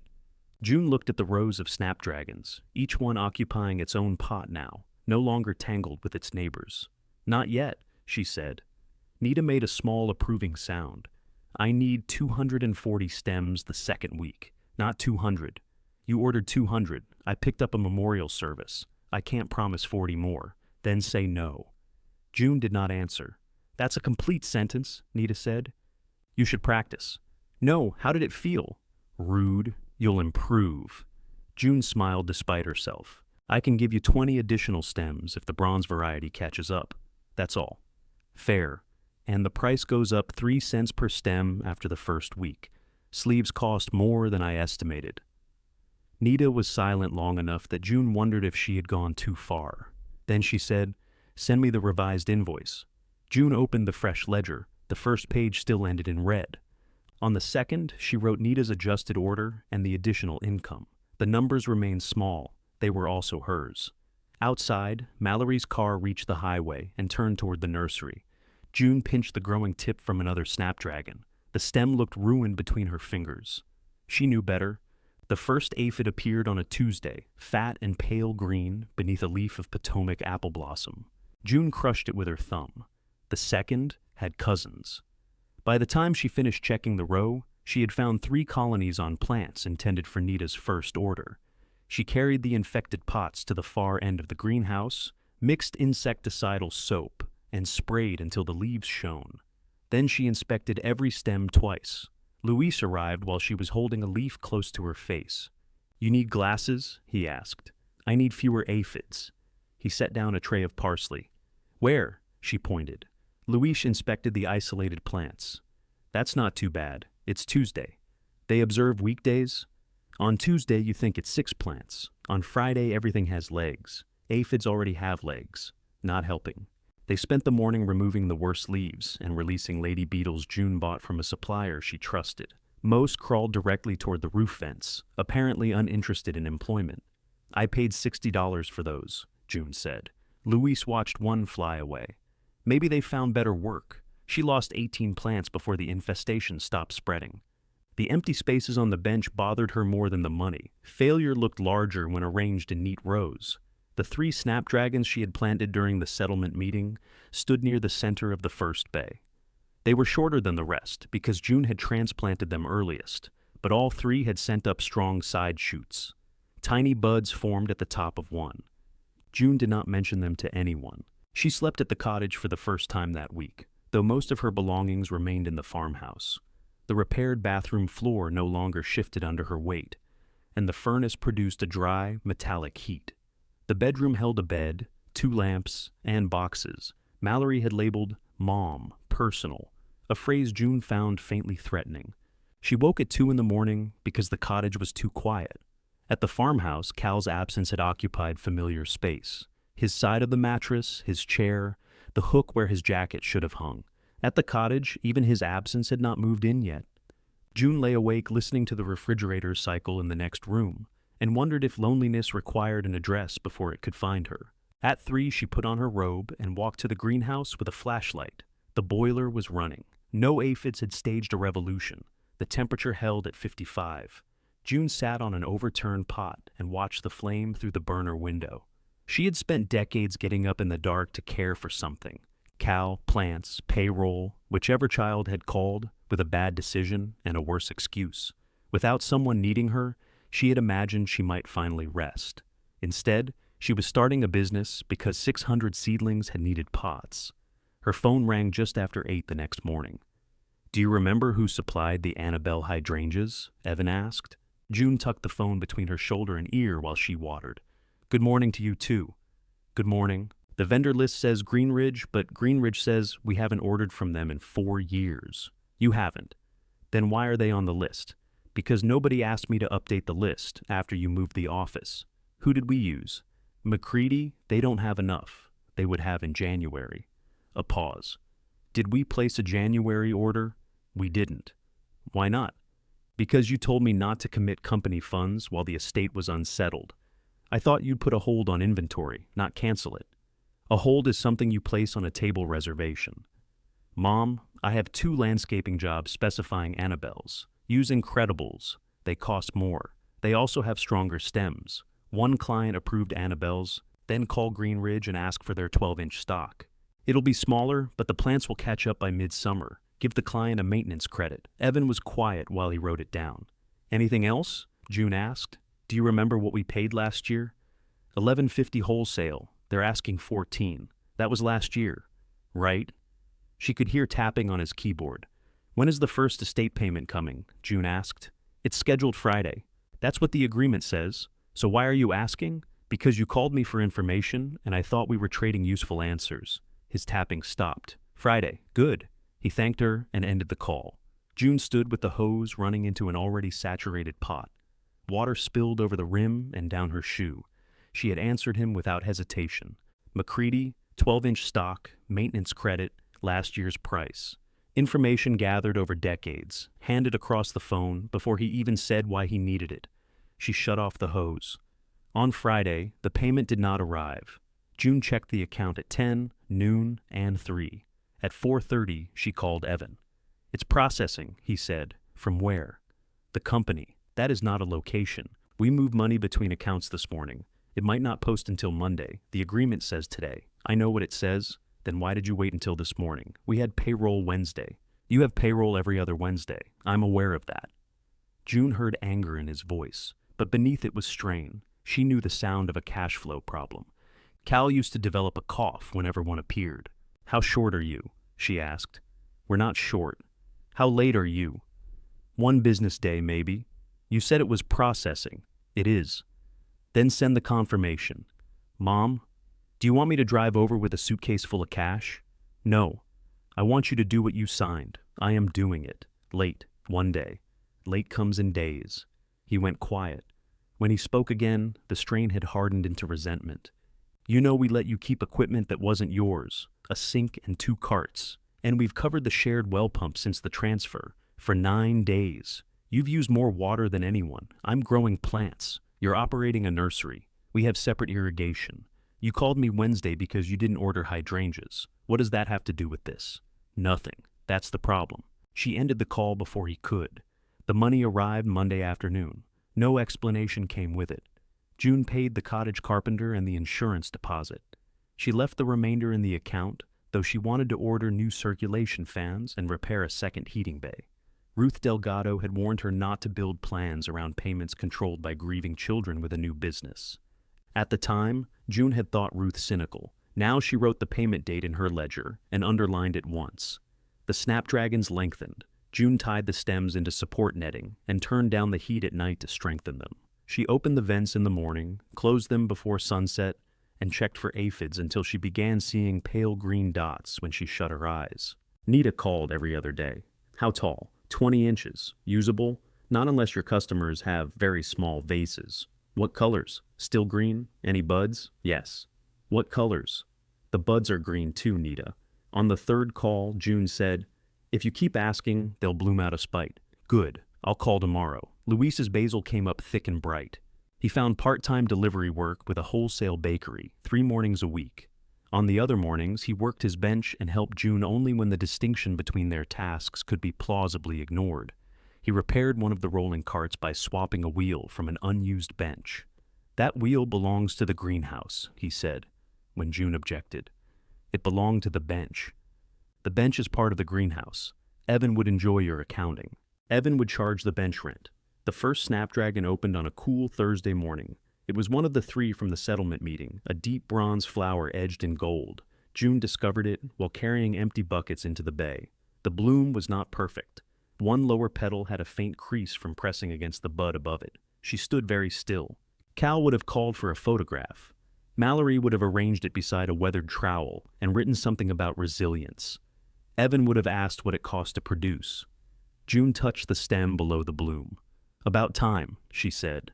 By Monday she had enough color showing to set a harvest date. Nita wanted the flowers Tuesday morning. June cut them before sunrise, when the stems were full of water and the greenhouse smelled dark and green. Luis arrived at 5:30 to help load. I didn't ask you, June said. Nita did. I'm beginning to regret introducing you. You didn't. They cut 96 stems. 2 broke during handling. 4 had crooked tips and went into a separate bucket. That's 90, Luis said. Nita bought 96. Cut 6 more. The next 6 aren't ready. She won't know. I will. Luis looked at her, then tell her 90. June hated the number. It felt like arriving late. She loaded the buckets into Luis's pickup and rode into town with both hands braced around the nearest one. Second bloom had no sleeves yet. The shipment had been delayed, so June had wrapped the stems in clean craft paper from Nita's shop. Nita was waiting at the florist's back door. She wore a black apron and held a clipboard. You're 6 short, she said after counting. I noticed. They're good. They're not all straight. They're flowers, June. If I wanted straight, I'd sell rulers. Nita lifted the bronze stem from the first bucket. It had opened farther overnight, revealing the gold edge. This one is beautiful. The lower petal is creased. Nita examined it. So is my neck. People still invite me places. She carried the buckets inside. The shop smelled of eucalyptus, wet stems, and coffee. On one work table lay the beginnings of 3 funeral arrangements. June looked at the white lilies, then at her snapdragons. The bronze won't work with those. They're not for those. What are they for? A customer wants something warm for her husband's memorial. No white? She said white made him look cold. June understood at once. Nita set the bronze stem beside rust-colored roses and branches of flowering quince. It did not look like a product. It looked like someone had remembered the man correctly. I underfilled your order, June said. I'll adjust the invoice. And the 4 crooked stems are free. No, I can't sell those. I can. Nita added them to a low arrangement where their bent tips leaned toward one another. Send the full invoice, she said. 90 stems, including crooked. June watched her work. The first money Second Bloom had earned would not cover what June had spent that week. The greenhouse still leaked. The next estate payment was months away. Evan was already late once, and Mallory was not speaking to her. None of that changed. Nita slid an empty bucket toward her. You're in my way. June took the bucket. At the back door, she looked once more at the bronze snapdragon among the quince. Then she stepped into the cool morning, carrying 6 empty buckets and an invoice that would be paid. Nita paid the invoice before June reached the greenhouse. The notification appeared on her phone while Luis backed his truck beside the potting shed. June stared at the amount. 90 stems at the agreed price, including the 4 crooked ones. No deductions. No note saying she had done well for her first attempt. Nita knew praise could turn a transaction into a favor if applied too soon. Luis shut off the engine. Something wrong? She paid. That's usually good. She paid already. Maybe she was afraid you changed the price. June put the phone in her pocket. Unload the buckets. He carried them inside and rinsed them at the stainless sink. The sink still leaked at one fitting. June kept a red coffee can beneath it, emptying the water into her pots whenever it filled. The next crop promised more stems, but aphids had left several plants twisted. June could hide damage in a mixed bucket. She could not hide it from herself. She marked the weakest plants with red flags and reduced the quantities she had planned for Nita. At 11, a gray sedan came down the lane. The woman who stepped out was about June's age, perhaps a few years younger, dressed in dark trousers and a raincoat though the sky was clear. She stood beside the car for a moment, studying the greenhouse as if she had been given uncertain directions. June Bell? She asked. Yes. Nita sent me. I'm Vera Lang. June knew the name. Lang Hardware had been in town longer than Bell Family Nursery. Vera's husband, Arthur, had repaired the greenhouse door latch twice and refused payment both times because Cal gave him tomato plants. I'm sorry about Arthur, June said. Vera nodded. Her face remained composed, but she held her car keys in a fist. Nita showed me your bronze snapdragons. I'd like flowers for the tables after the memorial. Nita is doing the arrangements, the church arrangements. This is at our house afterward. Arthur hated formal flowers. What did he like? Peanuts, baseball, buying tools he already owned. June smiled. Cal liked that last one. They encouraged each other. Vera followed her into the greenhouse. June showed her what would be ready. More snapdragons, early feverfew, herbs from Luis's bench if he agreed, and branches of spirea from the cottage yard. Nothing white, Vera said. Nita told me. He looked cold at the funeral home. June did not say she understood. People said that when they wanted grief to become a shared room, some grief needed its own walls. How many tables, she asked. 10, maybe 12. Bring me 12 containers that belong to him. Jars, coffee cans, anything that holds water. I'll fill those. Vera's fingers loosened around the keys. He had coffee cans full of screws. Wash out the screws first. He'd say that ruined the system. He no longer has to find anything. Vera laughed, and then the laugh broke in the middle. She turned toward the bench, pretending to inspect a tray. June waited. When Vera asked the price, June named a figure barely high enough to cover the stems. Is that all? Vera said. It's plenty. After she left, Nita called. What did you charge her? June looked around. Do you have surveillance in here? She called to thank me. It's 12 small arrangements. What did you charge? June told her. Nita was silent. It's her husband, June said. Yes. Funerals often involve one. She brought me customers for years. Then give her one arrangement. Charge for 11. I have the flowers. You have stems that cost heat, water, soap, netting, fertilizer, buckets, and the cartilage in your left knee. Cartilage is not an invoiced item. It should be. Nita, you're doing the thing. What thing? The thing where you call your labor love so nobody has to pay for it. June leaned against the bench. She's grieving. So are you. That's different. Why? June looked through the glass toward the cottage.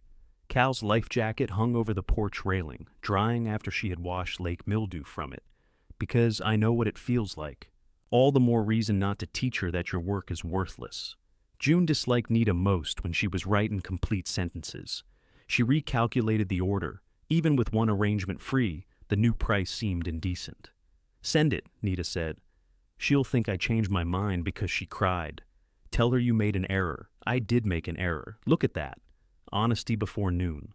Vera accepted the revised price without argument. She only said, the first number seemed too low, which embarrassed June more than refusal would have. The arrangements took 2 days. Luis allowed her to cut flowering basil from plants he had pinched anyway. Vera brought 12 coffee cans, none matching. One still smelled faintly of machine oil. June lined them with jars and tied plain brown twine around each. The bronze snapdragons rose above feverfew, basil, and the first stems of spirea. Nothing looked polished. It looked like Arthur Lang might set down a wrench beside it and complain that flowers were blocking the peanuts. Vera came for them in the gray sedan. She examined each arrangement, touched one coffee can, and said, he wrote 3/8 bolts on this one. There are 1/2-inch bolts in it. Would you like another can? No, that was Arthur. She paid the revised invoice and carried the arrangements to her car. June waited until the sedan disappeared before sitting down. Grief came without warning sometimes, not for Cal exactly, but for the world of men who mislabeled bolts and broke greenhouse latches and left women holding containers nobody else would understand. Luis found her 10 minutes later. Lunch? He asked. I'm not hungry. I didn't ask if you were hungry. They ate sandwiches on the cottage porch. That evening, Evan arrived with Chinese food. June had not invited him. He stood outside holding a paper bag darkened with grease. His tie loosened. I'm making peace, he said. With egg rolls, there are dumplings too. She let him in. The cottage table was barely large enough for 2 plates and the cartons. Evan looked around at the boxes stacked beneath the windows. You need shelves? I own shelves. They're in Mallory's event storage plan. I can bring some from retail. Write down what they cost. He smiled reluctantly. Right. They ate out of the cartons. Evan asked about Nita's order and seemed surprised when June told him it had been delivered. She used to buy 40 buckets a week from us. In June. We could have supplied her now. You didn't have snapdragons. We have tulips. She didn't want tulips. How do you know? I asked. Evan picked up his phone when it buzzed. Sorry. He read a message, typed an answer, and set it face down. How's retail? June asked. Busy. That isn't an answer. It's the answer I have. She recognized her own words and wondered if he did. He ate another dumpling. Do you remember the overtime arrangement we had with the landscape crews during peak weeks? June told him. Was Saturday automatic and time and a half? Over 40 hours was. Saturday depended on total hours. What about drive time? Paid from the nursery if they transported company equipment. He picked up his phone and typed. You could take notes on paper, June said. I'm sending it to Greg. You could finish dinner first. It's a payroll question. The dumpling is losing heat. He ate it in 2 bites. Then the phone buzzed again. Before the cartons were empty, Evan asked about the old vendor discount with Martin's mulch, the seasonal layoff wording Cal had used, and whether Mrs. Hensley preferred limelight hydrangeas or oak leaf. Oak leaf, June said. That's what I thought. She hates oak leaf. He looked up. She wants limelight. I wanted to see whether you were listening. That's not funny. It was a little funny. He put down the phone. I'm trying to keep 23 people working, and I'm trying to eat dinner with my son. I brought dinner. Yes. Something in her voice made him stop. The cottage furnace clicked on. A carton settled with a papery sigh. Evan looked tired again, the way he had in the potting shed. I don't know how Dad kept all of this in his head, he said. June laid down her fork. He didn't. What? He didn't keep the overtime arrangement or Mrs. Hensley's hydrangeas or Martin's discount in his head. I know you helped. I did not help. I kept it. Evan leaned back. Okay. No. Not okay. I'm agreeing with you. You're agreeing so we can move on to your next question. His face closed. I thought this was dinner, not a trial. So did I. I came because I felt bad about the boat, and because Greg texted you about payroll. That happened after I got here. Martin's mulch? I've been meaning to ask. Mrs. Hensley? His silence answered. June collected the cartons and carried them to the counter. The old reflex urged her to smooth the evening before he left. Offer tea. Ask about his house. Make him feel that being confronted had not cost him his mother. She pressed both hands against the counter until the reflex passed. My consulting rate is $75 an hour, she said. Evan laughed once. Come on. 2-hour minimum if I come to the nursery. Phone calls billed in 15-minute increments. You're charging me to ask about Dad's business? Your business. We're family. Yes. That's cold. June turned. No, cold is emptying a fuel tank and calling it sentimental. This is an invoice. I helped you move 600 plants, and I thanked you. I gave you the sink. You did. I'm not sending you a bill. You told me it was worth $1,200 3 times. He stood and grabbed his jacket. You want everything reduced to money now? No. I want money to stop being the thing everyone takes from me while pretending we're talking about love. Evan stared at her. For 1 second, she thought he might understand. Then his phone buzzed on the table. He picked it up without reading the screen. Send the invoice, he said. After he left, June washed 2 plates and threw away the empty cartons. Her hands shook, just as they had when she planted the first snapdragon. She opened the ledger at the cottage table. Consulting, she wrote. The word looked grander than answering questions over cold Chinese food. She calculated 45 minutes, then crossed it out and wrote 1 hour. At 8 the next morning, she emailed the invoice. Evan did not reply. At noon, the payment appeared in the second Bloom account. The note attached contained 2 words, oak leaf hydrangeas. June laughed so suddenly that she frightened herself. Then she marked the invoice paid. The joke did not make the next invoice easier. June stared at Nita's order for 200 stems and calculated labor 3 different ways, each time tempted to reduce her own hours. When she finally charged for cutting, conditioning, sleeving, and delivery, the total looked rude. Nita paid it in 11 minutes. You're improving, she wrote. June did not answer. Orders came in small, uneven pieces. One restaurant bought Luis's basil and asked for edible flowers. A gift shop wanted 12 wrapped bouquets on Fridays, but expected them at grocery store prices. June said no, then spent the afternoon worrying she had said it too quickly. Nita introduced her to 2 independent shops that each ordered modest weekly buckets. One paid promptly, The other treated due dates as philosophical suggestions. The greenhouse began to develop a rhythm: harvest before sunrise, deliveries with Luis on the mornings he did not drive for the bakery, transplanting after lunch, bookkeeping at the cottage table while soil dried in the lines of June's palms. There was still more red than black in the ledger, but the red had stopped looking bottomless. The farmhouse emptied room by room. June took her clothes, the walnut dresser, 2 lamps, Cal's thermos, and the yellow mixing bowl Mallory had packed. She left the formal dining set because it overwhelmed the cottage. She left the guest room furniture because nobody had stayed in that room without complaining about the mattress. She left Cal's recliner until the final afternoon. Evan offered to move it. June said no before discovering it would not fit through the cottage door. Luis removed the back. The two of them carried the pieces inside, reassembled it, and learned that the chair blocked one kitchen cabinet when fully reclined. Cal would like that, June said. Why? He enjoyed being in the way. Luis tested the footrest. Good chair. Don't get comfortable. The official end of June's 45 days arrived with no ceremony. She returned the farmhouse keys to Mallory in an envelope at the potting shed.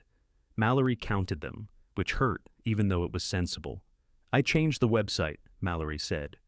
June had not looked at it. Good. We used a new photograph of the retail building. The copy says Dad and Mom built the business together. That sounds crowded. I can change it again. I didn't ask you to. I know. Mallory turned the keys over in her hand. The house looks strange without your things. It looked strange with them in boxes. I said I was sorry. You did.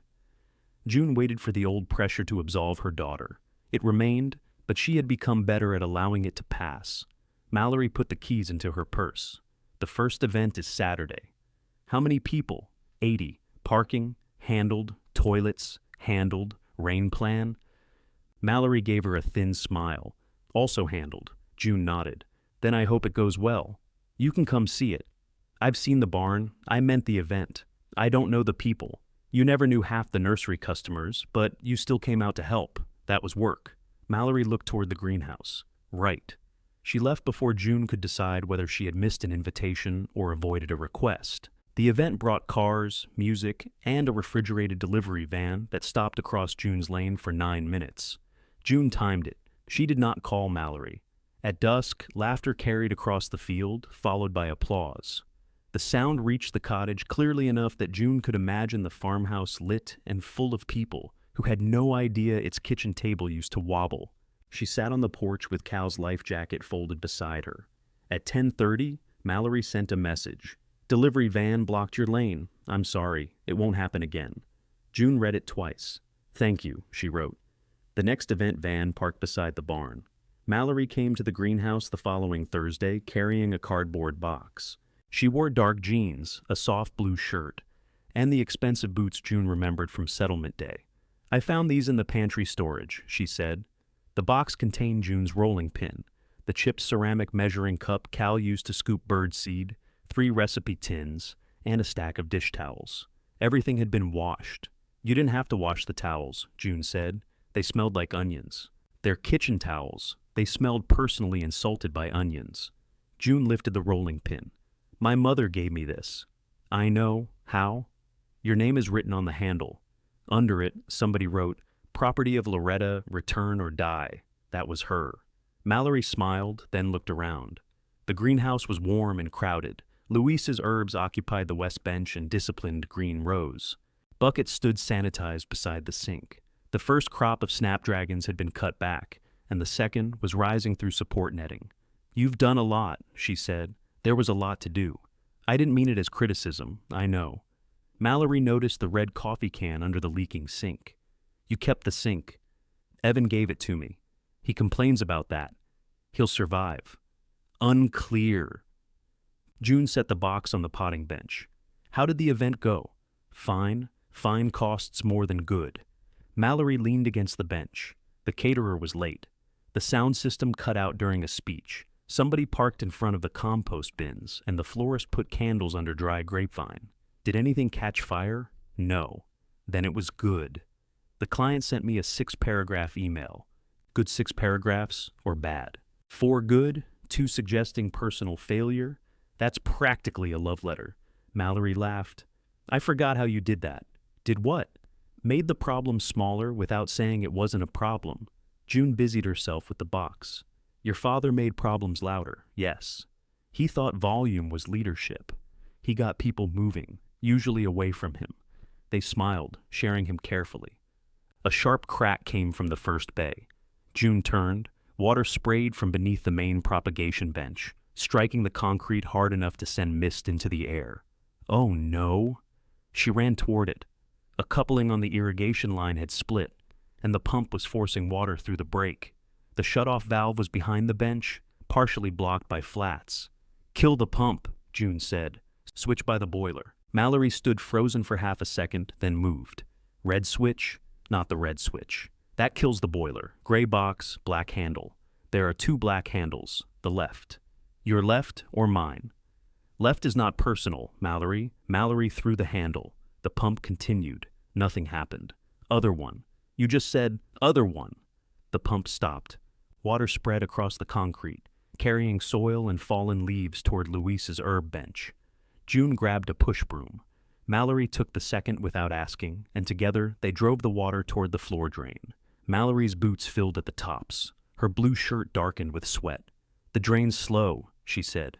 It's full of roots. Of course it is. Take the grate off. With what? Your hands? Mallory pulled the grate free and reached into black water. She came up holding a rope of roots, moss, and something that might once have been a work glove. This is disgusting. That's why I told you to do it. The drain swallowed the water in a spinning rush. June crouched beside the broken coupling. The fitting had cracked clean through. She had a replacement somewhere, but the box of irrigation parts had been moved twice. Mallory knelt beside her. What do we need? A 1-inch threaded coupling. Where is it? If I knew, I'd be getting it. They searched the potting shed. Mallory opened every drawer, reading labels aloud. Washers. Mr. Nozzles. Things that look like dental equipment. Emitters. Sad little screws. Those are sad little screws. They found the coupling in a coffee tin marked Christmas lights. Why is it in there? Mallory asked. Your father organized that shelf. That explains too much. The broken section had to be cut out. June's hands were slick, and the pipe wrench slipped twice. Mallory held the line steady, bracing one boot against the bench. You're going to ruin those, June said. They already smell like the drain. They were expensive. I know. You've been thinking about them since the meeting. June looked at her. Mallory's face was flushed. A strand of hair had come loose and stuck to her cheek. She was not smiling. You thought I was embarrassed by you, she said. June returned to the pipe. Weren't you? I was embarrassed by all of us. That's broader. Evan talking about retirement. Mr. Avery acting like the greenhouse was a consolation prize. You planning while everybody pretended not to watch. I had plans to move. You were terrifying. I was shaking. I know. June stopped turning the wrench. Mallory looked down at her wet hands. That was worse. The new coupling caught the threads. June tightened it carefully. I didn't know you wanted the greenhouse this much, Mallory said. You didn't ask. You didn't say. You had already decided what I needed. Yes. Mallory swallowed. And you let us. The word stung because June had no clean defense. I thought making things easy for you was love, she said. It was, sometimes. And the rest? Sometimes it made us careless. June tightened the coupling another quarter turn. Try the pump. Mallory stood, but she did not go immediately. I shouldn't have brought Sharon here. No. And the website copy was awful. Yes, you could let me finish one apology. I'm agreeing. That isn't always the same thing. June almost laughed. Go turn on the pump. The repair joint held. One drop formed along the threads, swelled, and fell into the red coffee can June had moved beneath it. Needs tape, she said. It needs lunch, Mallory replied. They ate at the potting shed desk, cheese, crackers, and 2 bruised apples from the cottage. Mallory's palms had reddened where she gripped the broom. I need flowers for an event in 3 weeks, she said. June kept chewing. I'm asking as a customer. What kind? Small arrangements, 12 tables, colorful, not formal. Budget? Mallory named it. That's low, I know. I can do 8 tables at that price. What about 10? 8, and you return the containers. Mallory held out her hand. June looked at it. Soil darkened the creases. A shallow blister had opened beneath her thumb. She shook it. "Deposit is 30%, June said. "I know. And delivery vans stay off my lane." Mallory squeezed her hand once before letting go. "I know that too." Mallory's deposit arrived that afternoon, exactly 30%. There was no note, no request for a family discount, and no suggestion that the flowers might count against the shared well bill. June entered it in the ledger and resisted the urge to call her daughter to acknowledge correct behavior. For 3 weeks, the arrangements existed as numbers on a page and possible colors in June's head. Then the feverfew opened. Luis's purple basil grew tall enough to cut, and the second flush of snapdragons began showing pink, bronze, and pale yellow. June used low galvanized containers from Mallory's storage. 8 tables, as agreed. She delivered them in Luis's truck and set them on the event barn's long wooden tables, while Mallory directed caterers and moved chairs by inches. Mallory inspected the flowers. June watched her face. "What?" "Nothing. That was a what face?" "They're beautiful." "You looked worried." "I was expecting them to look more—" Mallory searched for a safe word. "Homemade, rustic. They're flowers in galvanized tubs." "I know, but they don't look cheap." They weren't. Mallory glanced at her. "I walked into that." "You drove." A laugh escaped Mallory before she turned back to the tables. "Will they hold until tonight?" "Yes." "Keep the barn doors closed until the temperature drops, and don't put candles directly beneath the basil. That happened one time. That's enough for fire." Mallory paid the balance before the guests arrived. 2 days later, she returned all 8 containers washed and nested together. One had a dent along the rim. "Damage charge?" she asked. "It's a tub. Is that a no?" "It's $4. Mallory handed her $4. June took it. The exchange should have felt ridiculous. Instead, it felt clean. Second Bloom acquired more orders as summer approached. None were large enough to change June's life. Together, they changed her days. She supplied weekly buckets to Nita, the 2 shops, and Mallory when the event budget allowed. Luis's basil developed a following among cooks who used words like flavor profile while buying plants from the back of his pickup. June learned where she had been giving away money. Craft paper cost more than expected.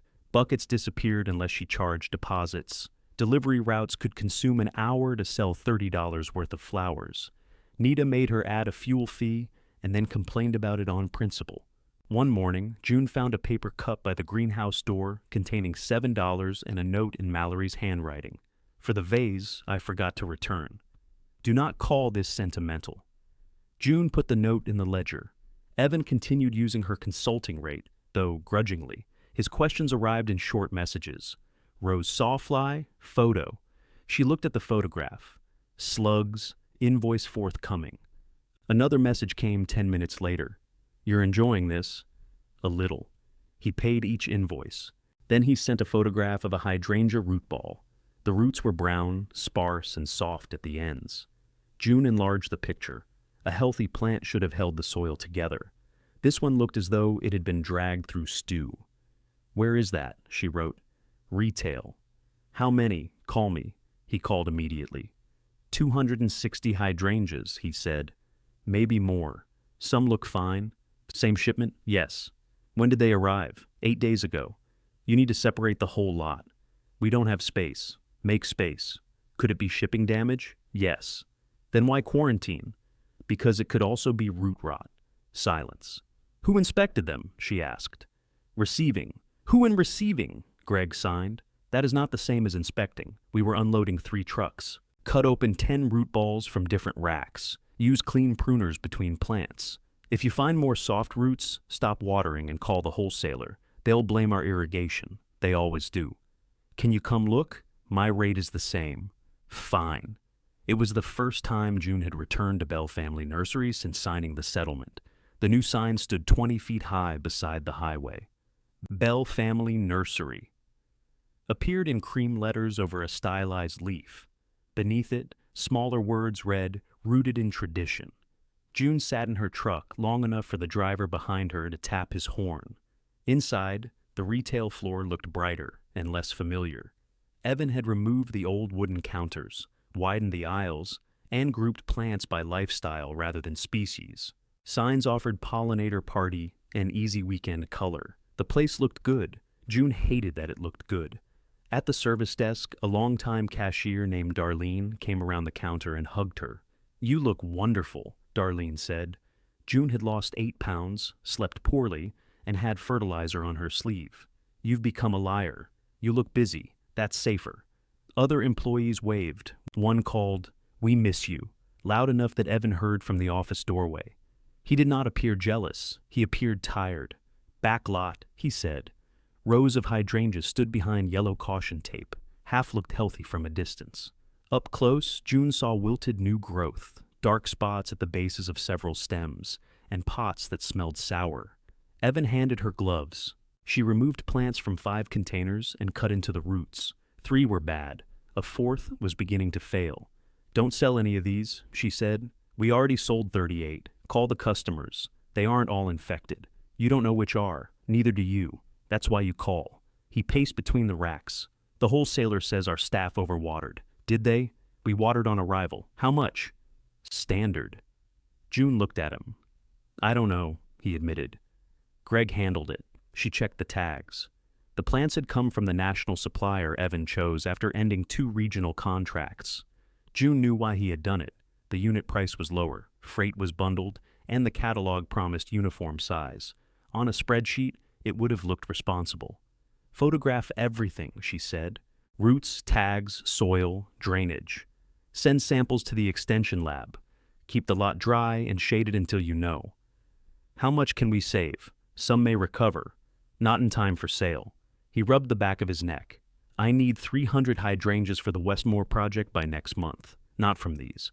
And Greenridge can only give me 90. What about McCready? They sold out." "Because people ordered in January. I know." He said it without defense. June took no pleasure in that. A forklift beeped behind them. Employees moved a rack of perennials aside to create quarantine space. Evan watched them work. "What can you grow? Not finished hydrangeas in a month. Not just hydrangeas, replacement perennials, flowering shrubs, anything we can substitute. For Westmore and 2 other jobs. How many plants?" He handed her a printed list. June studied it. The quantities were larger than Second Bloom could manage without giving up flower production. She could grow some from liners in a few months, not weeks. She could source divisions of the old-fashioned perennials the nursery no longer carried. She could not create inventory by wanting it. "I could do 120 mixed perennials for the late jobs," she said. "Maybe 150. No shrubs." "That's it?" "That's my capacity. The greenhouse is huge. The heated bay isn't. Plants occupy space even when you're worried." He took back the list. "What would you charge?"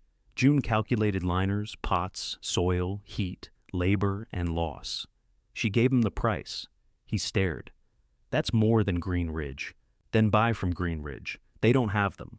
"That affects price. We're talking about volume. I gave you a volume price." "Mom, I'm trying to bring you business." "No, you're trying to solve your shortage. Both can be true." "Yes." He walked toward the office, and June followed. On his desk lay sample tags printed with the Bell family nursery logo. He picked one up. "We'd provide tags and pots. You grow them, we sell them under our name." "No." His eyes narrowed. "Why?" "They leave my greenhouse with Second Bloom tags. These are for Bell contracts. They can have both tags." "That confuses the customer. It tells the truth. You want to advertise your business to my landscaping clients. You want my work to look like yours. It would be contract growing. This is normal. So is putting the grower's name on the stock when the grower requires it." He returned the tag to the desk. "I can't pay your price and advertise you." "Then don't. I could give you 70% up front, 30% deposit, balance before delivery. 70 up front is better. It gives you control later when the balance becomes inconvenient." His expression hardened. "You're still angry about one late payment? I'm educated by it. I made the payment late. 1 business day. Late still comes in days." He looked toward the office window. Outside, an employee pushed another rack of diseased hydrangeas behind the tape. "What if we skip the tags?" he asked. "Plain pots." "No." "Why does your name matter so much?" June thought of the old website copy. "One man's passion." She thought of Cal standing before her geraniums, of grocery store tulips on the settlement table, of Nita writing Second Bloom across a receipt because June could not yet write it herself. Because the plants will be mine until you pay for them, she said, and because I grew them. Evan sat down. We're family. You know I'll pay. I also know you're short. We are not short. You replaced local suppliers to save money, delayed my estate payment until after payroll, and now you have disease stock tied up during peak season. You don't know my numbers. No, I know your cough. He stared at her. My what? You cough when cash is tight. Your father did too. I have allergies. So did he. For a moment, neither spoke. Then Evan pushed the list across the desk. I'll find someone else. June left it there. I hope you do, she said. She meant it, which was the hardest part. Outside, Darlene offered her coffee. June declined. She walked past the bright displays and easy weekend color to her truck. Before pulling onto the highway, she looked at the tall new sign, rooted in tradition. June drove back to the old greenhouse, where the work still had dirt attached to it. June sent Evan an invoice for 90 minutes. He paid it without comment. The hydrangeas remained behind yellow tape for another week. Then the extension report confirmed root disease in enough samples that the entire shipment had to be pulled from sale. Evan received partial credit from the wholesaler, but not enough to replace the stock or the time. He found another grower for some of the perennials. The plants arrived smaller than promised. One landscaping client accepted substitutions. Another delayed installation until fall. Westmore canceled and hired a company from the next county. June heard the news from Nita, who heard everything while pretending to arrange flowers. Don't say it, June warned. I haven't said anything. Your silence is saying plenty. My silence is wondering whether you're going to blame yourself for not growing 300 shrubs in a month. I told him what I could do. You gave him fair terms. He's my son. Still? June glared at her. I'm checking, Nita said. You've been treating family like a temporary diagnosis. June cut another stem and placed it in the bucket. He hasn't called, have you? No. Then you're both succeeding. At the greenhouse, business did not pause for family stalemates. Summer flowers replaced the snapdragons. June planted colosia, lisianthus, basil, and zinnias in the back field, though she had to hire a man with a small tractor to prepare the ground. Her first estimate had excluded irrigation fittings, deer netting, and the astonishing appetite of groundhogs. Luis suggested a dog. Dogs eat too, June said. So do groundhogs. I can't invoice a dog. You can't invoice the groundhogs either. She lost one row of zinnias before the fence went up. Second Bloom ended its first summer with a profit small enough to fit inside a used compact car. June did not buy one. She paid herself a modest amount, replaced another section of greenhouse glass, and kept the rest for winter fuel.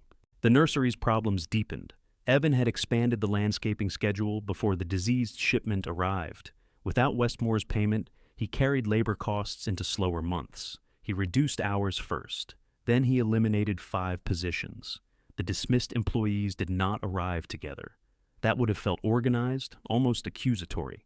They came one at a time, over 2 weeks. Darlene came first, though she had not been fired. She stopped by on her lunch break and stood beside the stainless sink. People think you're hiring, she said. I'm not. I told them that. Did they believe you? No. June looked at her. You didn't believe me either. I thought maybe you were saying it because you didn't want a parade. I can afford 12 hours a week, perhaps 16 during harvest. That's one person. I know. Darlene lowered her voice, though no one else was nearby. Denise Porter lost her grower position. Greg said management could handle production. Greg can't tell basil from coleus until he tastes it. Denise is good. I know she is. Denise arrived the next morning with a resume, work gloves, and none of the wounded pride June had expected. I need at least $18 an hour, she said. I can pay 16, then you can afford someone else. June appreciated the answer. How many hours do you need? She asked. 20. I have 12, 15 at 18, 12 at 18, 16 during big weeks. Paid lunch if I stay over 6 hours. Half hour paid. Done. They shook hands. Denise was 51, broad-shouldered, and precise. She had worked behind the scenes at Bell Family Nursery for 9 years, mostly in production. June had trained her to take cuttings, track disease, and discard weak plants before sentiment turned them expensive. On her first morning at Second Bloom, Denise examined the benches. You're holding too much stock, she said. I might sell it. You might feed it for 3 months. Luis is already difficult. I'm not sure I need another opinion. You hired me for my hands? Yes. Denise looked at June's swollen knuckles. Then you hired wrong. They discarded 200 tired plants by noon. The other former employees were harder. June had no work for them. One had a mortgage and had counted on year-round hours. Another asked if she could pay cash temporarily, a request June refused because temporary arrangements tended to outlive everyone's honesty. She called Greenridge, McCready, and 3 landscaping companies. She recommended people by name and described exactly what they could do. 2 found positions. 1 moved away. The rest pieced together seasonal jobs. None of it felt sufficient. Evan came to the greenhouse after Denise's second week. June saw his truck and expected anger. He stood at the door, watching Denise transplant ranunculus corms. You hired her, he said. Yes. Denise kept working. I thought you couldn't afford staff. I can afford 12 hours. 16 during big weeks, Denise said without looking up. Evan put his hands into his coat pockets. Darlene told me you called Greenridge. I did. You sent them Ray and Thomas. They hired Ray. Thomas went to McCready. I know. June waited for accusation. Instead, Evan said, Thank you. Denise's hands paused for half a second, then resumed. June walked with Evan to the potting shed. The air had turned sharp enough that their breath showed. I'm sorry about Westmore, she said. I could have kept it if I cut the price. Could you have done the work at that price? No. Then you couldn't keep it. He kicked a clump of dried soil from the threshold. Mallory says I should sell the landscaping division. What do you say? I say her events haven't made a profit yet. That's not an answer. She spent too much on the farmhouse. You spent too much on inventory. He looked at her. Whose side are you on? Mine. That must be relaxing. It's new. He smiled despite himself. Then his expression faded. Do you think I ruined it? June knew he meant more than Westmore. Perhaps the company. Perhaps Cal's wishes. Perhaps the version of himself who had expected to inherit competence along with assets. No, she said. I think you made decisions before you understood what they cost. That sounds like ruining it with extra words. It means you can make different decisions. He nodded toward Denise. Hiring people I trained her. Right. He said it quietly, without sarcasm.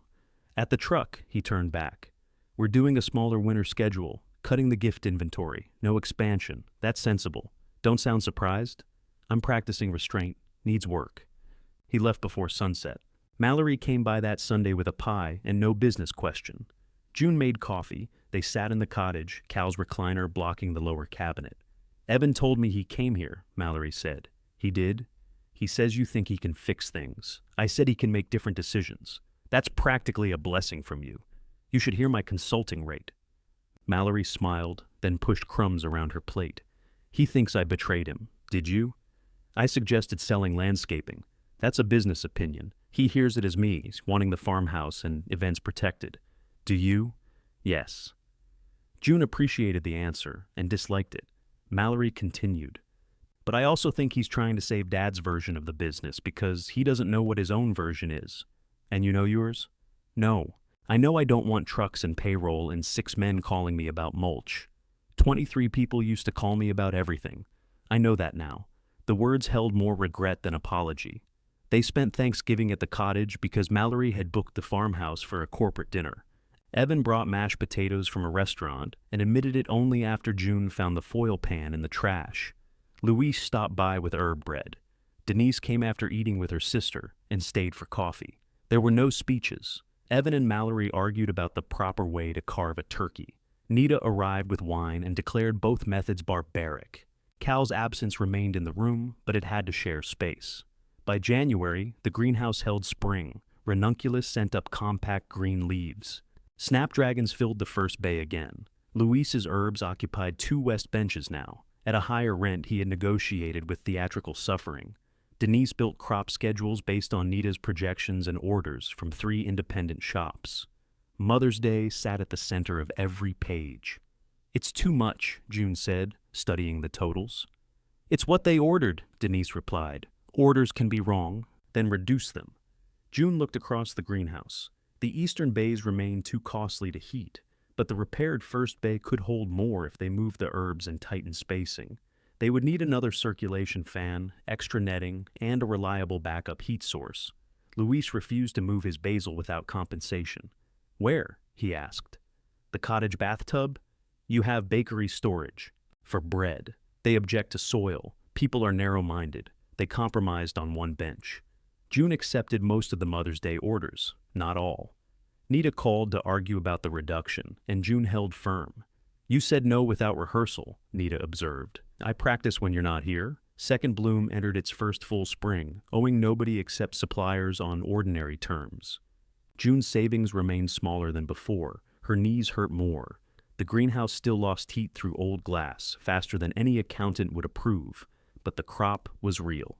On the first anniversary of Cal's death, June went to the greenhouse before dawn. She did not visit the cemetery. Cal had spent very little time there while alive, and she saw no reason to begin meeting him somewhere he disliked. The 3 original snapdragons were gone, composted after their final flush. June had saved seed from the bronze one. Some of its offspring now stood in the second row, not identical, but carrying the same dark gold edges. She held one stem between her fingers. The greenhouse door opened behind her. Evan entered carrying Cal's wooden tackle box.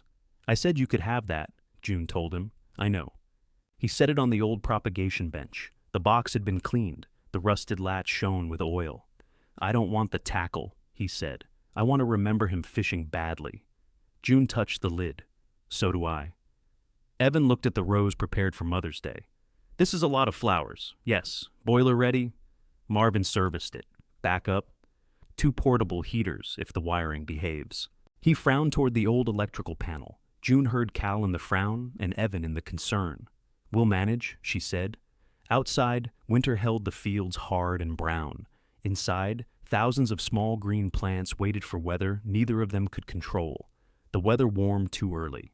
By the first week of April, the greenhouse vents opened before noon. Bees found the cottage yard, and customers arrived at the nursery in short sleeves to buy plants they had no business putting into cold ground. June distrusted every pleasant day. False spring, she said. Louise stood beside the open vent, enjoying the sun. You say that about all spring. All spring is false until May. Mother's Day is in May. Mother's Day is a sales deadline, not a climate. The crops expanded faster than the heated bay could hold them. Denise moved the strongest snapdragons into the second bay, where the repaired glass still leaked warmth around old framing. Ranunculus occupied low benches near the pipes. Herbs filled every permitted strip of west side space, and several Louise claimed had been promised by implication. June ran the boiler at night and watched fuel disappear. Orders rose with the stems. Nita wanted more bronze. One shop doubled its weekly buckets after a photograph of second bloom flowers appeared in a local restaurant's newsletter. Mallory booked 4 events in 6 weeks and paid June's commercial rate without trying to negotiate family into the invoice. The first warm spell produced color everywhere at once. Then, 11 days before Mother's Day, the forecast changed. June heard it on the potting shed radio while tying snapdragons into netting. The announcer used the phrase unseasonably cold, as if seasons had ever felt obligated to behave. Overnight, low of 26. Lower in sheltered rural areas. The greenhouse sat in the lowest part of the property. Denise came in carrying her phone. They're saying 22 out here. I heard. How much fuel? 70 gallons. Enough for one night, if the boiler holds. Luis entered from the west door.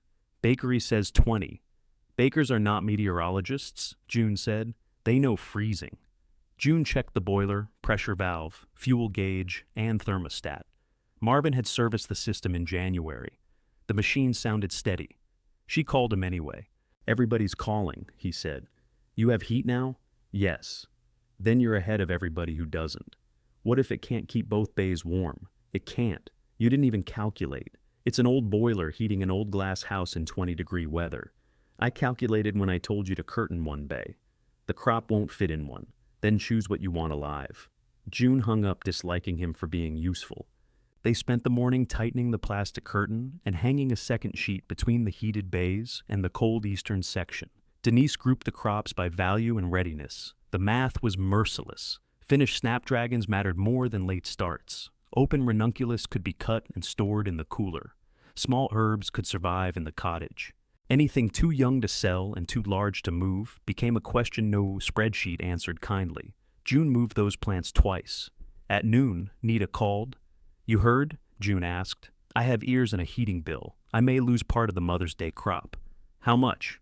I don't know yet. What can you guarantee? It was not the response June wanted. It was the one Nita had trained her to expect.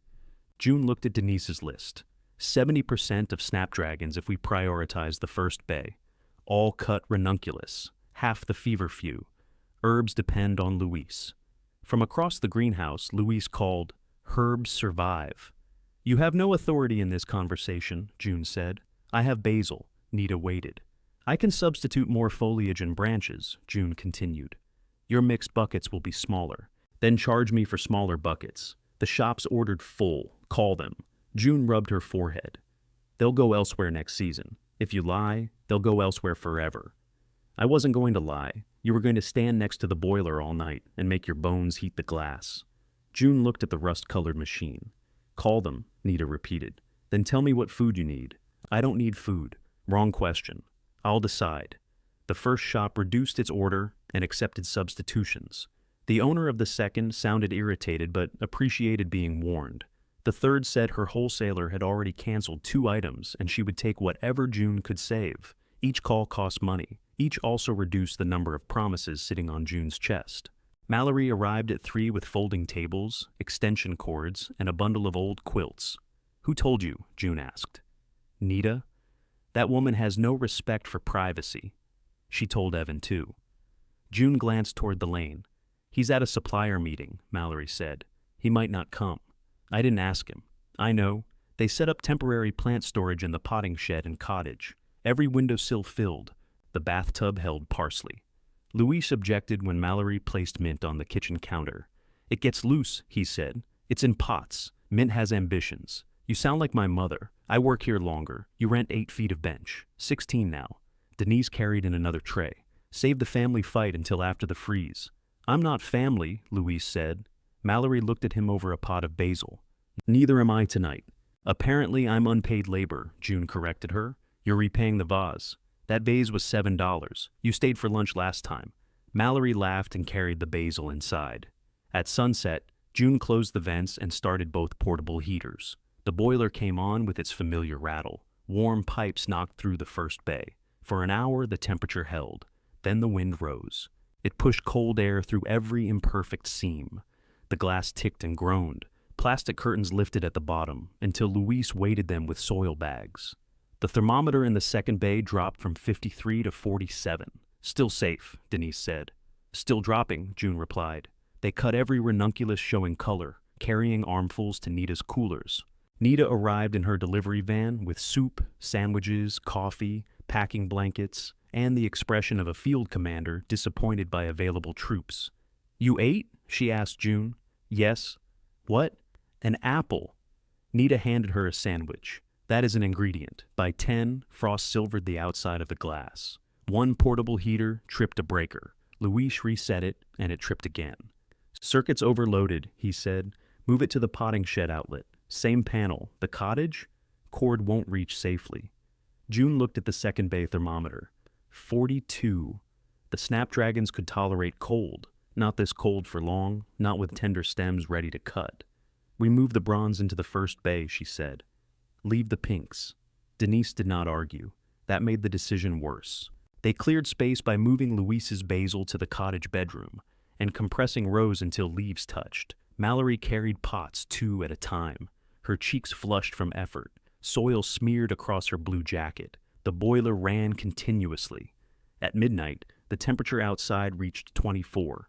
The second bay fell to 37. The first held at 45. We're losing the outer rows, Denise said. June knew. Condensation had begun freezing at the edges of the glass. Leaves nearest the wall stiffened. Blankets over the benches, June said. We'll crush stems. We'll lose stems either way. They rigged packing blankets above the plants, supporting them on empty crates. Nita fed everyone soup from paper cups. Luis lay on the concrete to seal a draft beneath the west door. Denise moved through the rows with a thermometer, reading numbers aloud. Mallory stayed beside June. You can go, June told her. No, you have an event consultation tomorrow. I moved it. You'll lose the booking. Maybe. June looked at her daughter's hands. A blister had opened beneath the thumb, where the push broom had rubbed weeks earlier. Another formed now along her palm. Put on gloves.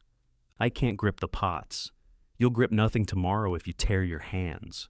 Mallory pulled on gloves. At 1:30, headlights appeared on the lane. Evan backed an equipment trailer toward the potting shed.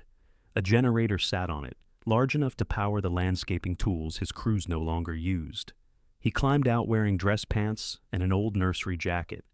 Nita said you lost a circuit, he said. Nita talks too much. I was at the supplier meeting. I know. Mallory opened the trailer gate. Help me with the ramps. Evan looked at June. Where do you want it? Stop. Everyone stopped. Wind pressed against the greenhouse, making the roof creak.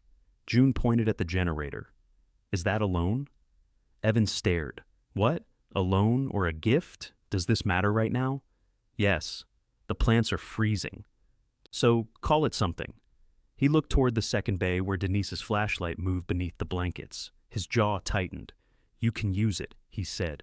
That is not an answer. Mom.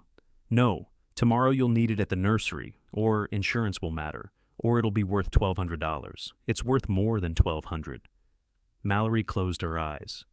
Evan? June waited. He looked at the generator, then at his mother.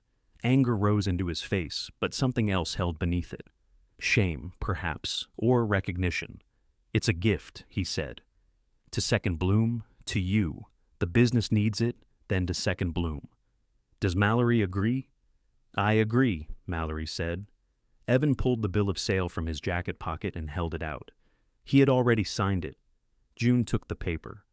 For a moment, she could not speak. Thank you, she said. Evan nodded toward the ramps. Can we save the flowers now? They rolled the generator beside the potting shed. Evan had brought heavy outdoor cords and a distribution box. Louise checked every connection before they started it. The engine coughed, caught, and settled into a hard mechanical roar. 2 heaters came alive in the second bay. The thermometer stopped falling at 34. It did not rise. For the next 3 hours, they moved air, adjusted blankets, and chose which plants received heat. The generator could not power everything. The boiler could not overcome the wind. June abandoned the easternmost row of snapdragons and moved the heater closer to the feverfew. Nobody called the decision brave. Mallory cried once, silently, while carrying a tray of plants too cold to save. She wiped her face with her sleeve and kept walking. Evan saw but did not go to her. He lifted the other side of the tray. Near dawn, the wind weakened. The first bay thermometer held at 41. The second rose to 36. Outside, the world looked glazed and colorless beneath frost. June stood at the greenhouse door with Nita's blanket around her shoulders. Everyone else sat wherever there was space. Denise on a soil bag, Louise against the sink, Mallory and Evan on opposite ends of the potting bench. No one had enough energy to argue. Light entered slowly through the old glass. As the greenhouse warmed, the damage revealed itself. Leaves in the outer rows turned translucent. Several stems bent at the neck. A tray of basil collapsed into dark green softness. Under one blanket, the pink snapdragons stood upright. Under another, half the plants had frozen where fabric touched their tips. June walked the rows without speaking. How much? Evan asked behind her. I don't know yet. She reached the bronze snapdragons. Frost had burned the outer leaves, but the stems remained firm. One flower opened in the weak morning sun, dark gold against the damaged green. June touched it. Not everything had survived. Enough had. June did not allow anyone to declare victory until the plants had been warm for 6 hours. Frost damage could hide. A stem might stand at sunrise and collapse by lunch. Leaves that looked merely wet could turn black from the inside. She and Denise marked every questionable row, then waited while the others slept in shifts. Mallory woke with her cheek against a bag of potting soil and both hands swollen. Nita wrapped the torn blisters with gauze from the cottage medicine cabinet. You'll live, Nita said. I have contracts to sign. Use a larger pen. Louise discovered that 63 trays of basil had survived in the cottage. 9 trays in the greenhouse had not. He stared at the ruined plants without speaking. I'll reimburse the loss, June said. The freeze isn't your fault. The space is rented. Heat is included, not weather. We can argue after breakfast. I accept cash. Now you're yourself again. Evan slept for 40 minutes in his truck. When he returned, his hair was flattened on one side, and he had removed the dress shirt beneath his nursery jacket. He walked the rows with June, lifting leaves carefully. "How much now?" he asked. "About a quarter of the crop. That's better than it looked. It's worse than it looked yesterday." He nodded. "What do you need?" June waited for the rest of the sentence. "What do you need from the nursery? What can you repay? When can I have the generator back?" Nothing followed. "Coffee," she said. He brought coffee for everyone. By afternoon, June and Denise had firm numbers. They could fill 72% of the original Mother's Day orders. With foliage, branches, and a few purchased stems, they could make the mixed buckets look intentional rather than depleted. The bronze snapdragons had survived. Most of the pale pink had not. June called every customer again. One shop canceled. The owner was polite and said she needed guaranteed volume. June understood and hated her for only 3 minutes. The others adjusted. Nita bought every usable stem. "I don't want pity orders," June said. "I don't have shelf space for pity. I have $1,100 in prepaid arrangements. You'll need outside flowers. I always need outside flowers. I'm buying yours because they're good." June charged less for the smaller buckets and full price for the stems that met grade. She composted everything else. The pile behind the greenhouse grew waist-high, green and pink and brown, thousands of dollars becoming soil. Denise found June there after sunset. "You paid me overtime," she said. "You worked overtime. So did you. I own the problem. That isn't the same as getting paid." June looked at her. Denise folded her arms. "You taught me that." It was deeply irritating to hear her own lesson returned accurately. June added her hours to the ledger. Mother's Day week arrived in buckets. Louise drove. Denise cut and conditioned. Nita assembled arrangements until her workroom smelled of basil and coffee. Mallory used second bloom flowers at 2 events, and did not mention the freeze to her clients. Evan sent 3 nursery employees to buy bouquets for the retail counter, paid in advance, with no request to remove June's tags. The bronze snapdragons appeared everywhere, in funeral sprays, restaurant jars, wrapped bouquets, and 8 galvanized tubs at the event barn. Their stems were shorter than June had planned. The gold-edged blooms bent toward whatever light they found. Second bloom ended the season solvent. Not rich, not rescued, solvent. After fuel, wages, refunds, replacement stems, and Luis's basil loss, June had enough to improve the eastern drainage and install a safer backup heater in the first bay. The old boiler remained because replacing it would cost more than the season had earned. Marvin added automatic alarms and made June promise not to describe that as a heating system. "It's an alarm," he said. "It tells you when you're in trouble. I have children for that. It calls sooner." The generator stayed beside the potting shed. Evan never asked for it. Mallory's hands healed. For several weeks she arrived on Thursday afternoons without explaining why. Sometimes she brought event containers. Sometimes she helped wash buckets. Once she spent 2 hours entering orders when June's fingers cramped. "You don't have to do this," June said. "I know." "Then why are you?" Mallory kept typing. "Don't ruin it," June did not. The nursery's landscaping division never recovered the lost contracts. Evan cut prices to keep crews working, which kept them busy and made almost no money. By midsummer, the company owed more on equipment than the work could support. He came to the cottage with a folder of projections. June made coffee and did not open the folder until he asked. "We could combine production," he said. "Not legally, necessarily. Operationally." "What does that mean?" "Bell Nursery handles retail and landscaping. Second Bloom supplies local stock and flowers. We put money into the greenhouse and market the whole property as one family operation." Mallory was not there. Nita was not there. No one could tell June what Evan meant beneath the language. She turned a page. His projections assumed Second Bloom would triple output, supply the nursery at below its current wholesale rates, and use Bell trucks for delivery. June's labor appeared under existing management. "Where am I?" she asked. "You'd run production. Where am I in the numbers?" He leaned over the table. "Management is on the next page. That's your salary. We'd work out yours. Before or after I sign." His mouth tightened.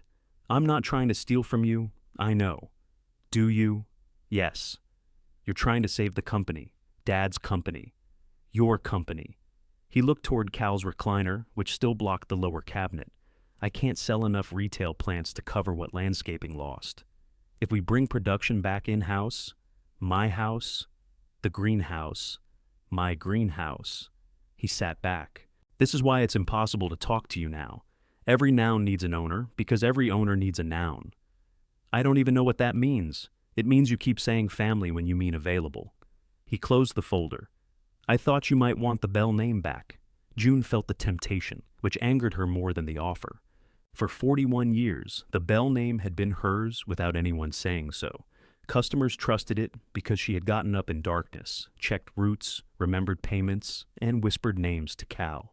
Seeing it above Second Bloom would tell the old story correctly at last. It would also put her beneath Evan's sign again. I don't want it back, she said. I want what I built now. I'm offering to help you build it, with money the company doesn't have. He looked down. How short? She asked. He told her. The amount was large enough to frighten her, and small enough that mortgaging the greenhouse could cover it. Evan knew that. June knew he knew. He did not ask.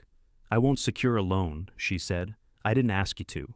You came with projections. I came because I wanted another option. You have one. Sell landscaping. That was Dad's best work. It was his favorite work. Those are different. He wanted me to have it. He wanted you to have something that made you feel like him. Evan's face changed. June wished she could take the sentence back and tell the truth at the same time. He loved you, she said. I know. He also left you a business he had not run alone. I know that too. No. You know it when you're sitting here. Then you go back to the sign and forget. Evan stood. I'm trying. Yes. He looked at her, surprised again by agreement. June touched the folder. Sell the part that's drowning the rest. And if I don't, I'll still make coffee when you come. I won't mortgage the greenhouse. He left the projections on the table. The landscaping division sold in October to a regional company that kept 2 crews and most of the remaining contracts. Evan used the proceeds to clear equipment debt, pay the estate equalization early, and reduce Bell Family Nursery to retail, seasonal workshops, and a smaller plant inventory. The sale hurt him. June saw it in ordinary ways. He stopped wearing Cal's nursery jacket. He avoided driving past parked landscaping trucks. When people described the decision as smart, he thanked them too quickly. He did not collapse. He learned retail schedules. He listened to Darlene. He reopened one regional supplier account and placed spring orders before January. Mallory's event business reached profitability after she cut the number of weddings and raised her prices. She credited June for this until June reminded her that Nita had taught them both. Winter settled around the greenhouse. The drainage work kept water from pooling against the eastern wall. The new backup heater could protect one bay, not the whole structure. Denise increased to 24 hours a week and took over order entry because June's handwriting became smaller whenever the totals rose. Luis hung a sign over the west benches. Ortega Herbs. The letters were crooked. You know someone who makes signs, June said. He charges money, so do you. I spent it on heat. He paid June's increased rent without theatrical suffering, which worried her until she discovered he had added it to his herb prices. The greenhouse became busier without becoming easy. There were still aphids. The boiler still required persuasion. A windstorm broke 2 repaired panes, and one shop paid 43 days late. June lost an entire planting of Leishanthes to poor germination and used language that made Denise leave the room laughing. By the 2nd anniversary of Cal's death, Second Bloom had 12 regular wholesale customers and exactly 3 part-time workers, including Denise. June could afford them because she charged for labor now, including her own. She no longer transplanted every flat or lifted soil bags to prove she could. On the anniversary morning, Evan's truck arrived carrying the old wooden propagation bench from the Bell Nursery display window. The bench was scarred, heavy, and stained white where fertilizer had dried into the wood. Cal had used it in photographs because it looked historic. June had used it because the height did not hurt her back. What are you doing with that? She asked. We changed the display. To what? Something easier to dust.